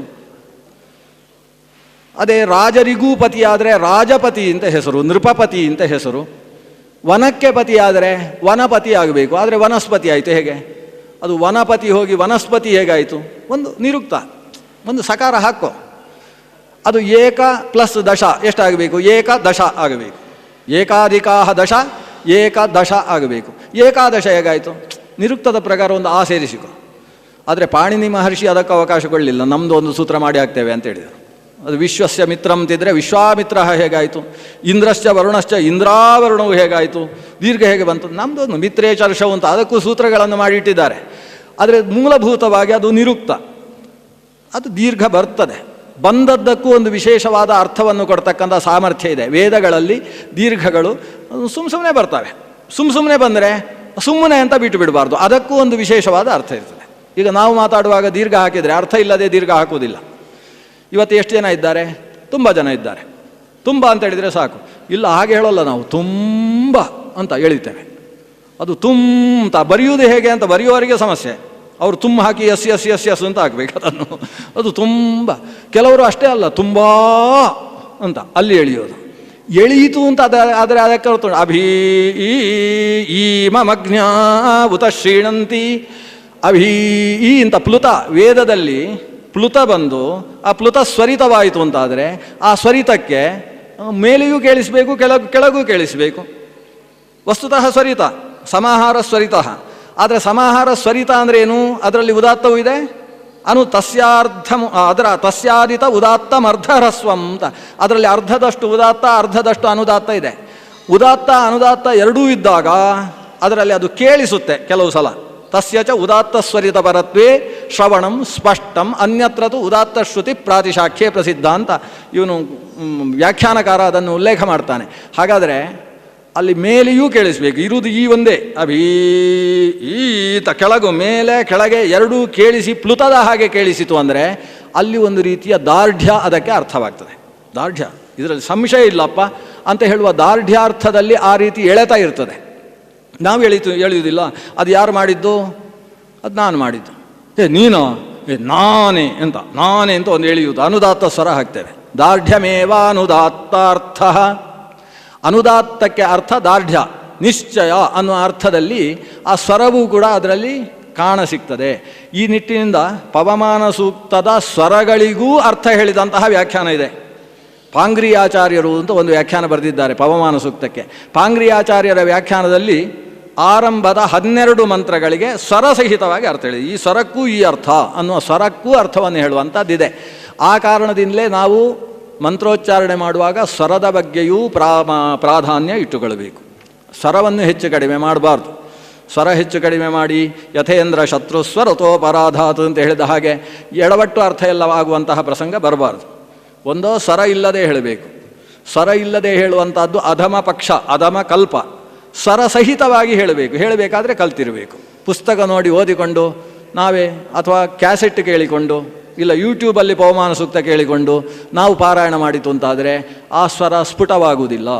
ಈಗ ತಾನೇ ಶಾಸ್ತ್ರಿಗಳು ಹೇಳಿದ ಹಾಗೆ ಆ ಮಂತ್ರವನ್ನು ಕ್ರಮಾಂತ ಅಧ್ಯಯನ ಮಾಡಿರುವ, ಅವನೇನು ಘನಪಾಠಿ ಆಗಬೇಕು ಅಂತಿಲ್ಲ, ಕ್ರಮ ಪರ್ಯಂತವಾಗಿ ಅಧ್ಯಯನ ಮಾಡಿರತಕ್ಕಂತಹ ವ್ಯಕ್ತಿಯ ಮೂಲಕ ವೇದವನ್ನು ಅಧ್ಯಯನ ಮಾಡಿದಾಗ ಮಾತ್ರ ನಮ್ಮ ವೇದ ಸ್ವರ ಸರಿಯಾಗಿರುವುದಕ್ಕೆ ಶಕ್ಯವಾಗ್ತದೆ. ಆ ನಿಟ್ಟಿನಿಂದ ಅಂಥವರಲ್ಲಿ ಓದಬೇಕು. ಓದ್ತಾ ಇರುವ ವಿದ್ಯಾರ್ಥಿಯಲ್ಲೇ ಓದಿದ್ರೂ ಪ್ರಯೋಜನ ಇಲ್ಲ. ಆ ಸಂಹಿತಾಧ್ಯಯನಾನಂತರದಲ್ಲಿ ಕ್ರಮ ಪರ್ಯಂತ ಅಧ್ಯಯನ ನಡೆಸಿರುವ ವ್ಯಕ್ತಿಯಿಂದ ಅಧ್ಯಯನ ಮಾಡಿದಾಗ ವೇದ ಗಟ್ಟಿಯಾಗ್ತದೆ. ಆವಾಗ ಮಾತ್ರ ನಾವು ಸ್ವರದಲ್ಲೂ ವ್ಯತ್ಯಾಸ ಮಾಡದೆ ಹೇಳುವುದಕ್ಕೆ ಸಾಧ್ಯವಾಗ್ತದೆ ಅನ್ನುವುದನ್ನು ನಾವು ಗಮನಿಸಬೇಕು. ಒಟ್ಟಿನಲ್ಲಿ ನಾನು ಉಪಸಂಹಾರಕ್ಕೆ ಬರ್ತೇನೆ. ನಮ್ಮಲ್ಲಿ ಒಟ್ಟು ಈ ಭಾಗದಲ್ಲಿ ಮಂತ್ರಗಳು 1108 ಮಂತ್ರಗಳುಳ್ಳಂತಹ ಪವಮಾನ ಮಂಡಲದಲ್ಲಿ 710 ಮಂತ್ರಗಳು ಪವಮಾನ ಸೂಕ್ತ ಅಂತ ಕರೆಸಿಕೊಂಡಿದೆ. 610 ಮಂತ್ರಗಳು. ಆ 610 ಮಂತ್ರಗಳಲ್ಲಿ ನಾನು ಈಗ ಅವಲೋಕನೆ ಮಾಡಿದ ಭಾಗ ಇರುವುದು 365 ಅಲ್ಲ, ಒಟ್ಟು 310 ಮಂತ್ರಗಳು. ಇದು ಮೊದಲನೇ ಅಧ್ಯಾಯ, ಎರಡನೇ ಅಧ್ಯಾಯ ಅಂತ ಕರೆಸಿಕೊಂಡದ್ದು. ವಸ್ತುತಃ ನಾವು ವೇದವನ್ನೇ ಪಾರಾಯಣ ಮಾಡ್ತಾ ಹೋದಾಗ ಪವಮಾನ ಸೂಕ್ತ ಅಧ್ಯಾಯದ ಆರಂಭದಲ್ಲಿಲ್ಲ, ಅಧ್ಯಾಯದ ಮಧ್ಯದಲ್ಲಿದೆ. ಮೊದಲನೇ ಅಧ್ಯಾಯ ಅಂತ ಯಾವುದನ್ನು ನಾವು ಸ್ವಾಧಿಷ್ಠಯ ಮಧಿಷ್ಠಯ ಮಂತ್ರ ಹೇಳ್ತೇವೆ, ಅದು ಅರ್ಧ ಅಧ್ಯಾಯ ಮಾತ್ರ. ಕೊನೆಯದ್ದಾದಂತಹ 4ನೇ ಅಧ್ಯಾಯ ಅಂತ ಯಾವುದನ್ನು ಹೇಳ್ತೇವೆ, ಅದು ಕೂಡ ಅರ್ಧ ಅಧ್ಯಾಯ ಮಾತ್ರ. ಅಷ್ಟಕ ಕ್ರಮದಲ್ಲಿ ನಾವು ಪಾರಾಯಣ ಮಾಡುವಾಗ ಪವಮಾನ ಸೂಕ್ತ ಅಧ್ಯಾಯದ ಮಧ್ಯದಲ್ಲಿ ಬರ್ತದೆ. 2ನೇ ಅಧ್ಯಾಯ ಮತ್ತು 3ನೇ ಅಧ್ಯಾಯ ಪರಿಪೂರ್ಣ ಅಧ್ಯಾಯ ಇದೆ. ಹೀಗೆ ಮೊದಲ ಅಧ್ಯಾಯದ ಅರ್ಧ, ಕೊನೆಯ ಅಧ್ಯಾಯದ ಅರ್ಧ, 2 ಪೂರ್ಣಾಧ್ಯಾಯಗಳು, ಒಟ್ಟು ಸೇರಿ ಸುಮಾರು 3 ಅಧ್ಯಾಯಗಳು. ಇದನ್ನು ನಾವು ಪವಮಾನ ಸೂಕ್ತ ಅಂತ ಕರೆಯೋದು. ಅಷ್ಟನ್ನೇ ಪವಮಾನ ಅಂತ ಕರೆಯೋದು ಯಾಕೆ ಅಂದರೆ ಋಗ್ವಿಧಾನಾದಿಗಳು ಹೇಳಿರುವಂತಹ ಮಂತ್ರ ಅದು. ಋಗ್ವಿಧಾನದಲ್ಲಿ ಪವಮಾನದ ಬಗ್ಗೆ ಅನೇಕ ವಿಷಯಗಳನ್ನು ಹೇಳಿದ್ದಾರೆ. ಋಗ್ವೇದದ ಯಾವ ಮಂತ್ರವನ್ನು ಯಾವುದಕ್ಕೆ ವಿನಿಯೋಗಿಸಬೇಕು ಅನ್ನುವುದನ್ನು ನಿರೂಪಣೆ ಮಾಡಿದ್ದಾರೆ. ಅದರಲ್ಲಿ ಪವಮಾನದ ಬಗ್ಗೆ ಹೇಳುವಾಗ ಸರ್ವಕಲ್ಮಷನಾಶಾಯ ಪಾವನಾಯ ಶಿವಾಯ ಚ ಸ್ವಾಧಿಷ್ಠಯೇತಿ ಸೂಕ್ತಾನಿ ಸಪ್ತಷಷ್ಟಿರಿಹೋದಿತಾ. ಸಪ್ತಷಷ್ಟಿ ಸೂಕ್ತಾನಿ ಇಹ ಉದಿತಾ. ಒಟ್ಟು 67 ಸೂಕ್ತಗಳು ಏನಿವೆ ಸ್ವಾದಿಷ್ಠ ಇತ್ಯಾದಿಗಳು, ಇದು ಏತಕ್ಕೋಸ್ಕರ ಹೇಳಿರುವುದು ಅಂದರೆ ಸರ್ವ ಕಲ್ಮಷ ನಾಶಾಯ, ನಮ್ಮಲ್ಲಿರುವ ಪಾಪದ ನಿವೃತ್ತಿಗೋಸ್ಕರ. ಪಾವನಾಯ, ಆ ಮೂಲಕ ನಾವೇನೋ ಅಪಚಾರ ಮಾಡಿ ಅಂಥದ್ದು ಇಂಥದ್ದು ಆಗಿದ್ರೆ ಮತ್ತೆ ಪ್ರಾಯಶ್ಚಿತ್ತಕ್ಕೋಸ್ಕರ.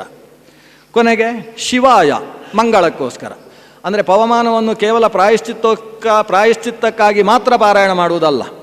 ಪ್ರಾಯಶ್ಚಿತ್ತೇ ವಿಶೇಷೇಣ ಶಾಂತಿಕೆ ಪೌಷ್ಟಿಕೆ ತಥಾ ಯಜನಂ ಪವಮಾನೇನ ವಿಷ್ಣು ಪ್ರೀತಿಕರಂ ಶುಭಂ.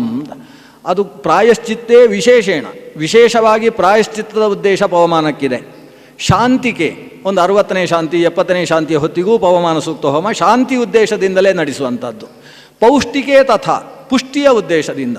ಜನ್ಮ ನಕ್ಷತ್ರ ಬಂದಿದೆ, ಏನೋ ಒಂದು ಒಳ್ಳೆಯ ಕೆಲಸ ಮಾಡಬೇಕು, ಪವಮಾನ ಹೋಮ ಮಾಡೋಣ ಅಂತ ಪೌಷ್ಟಿಕವಾಗಿಯೂ ಪವಮಾನ ಸೂಕ್ತ ಹೋಮವನ್ನು ನಡೆಸುವುದಕ್ಕೆ ಅವಕಾಶ ಇದೆ.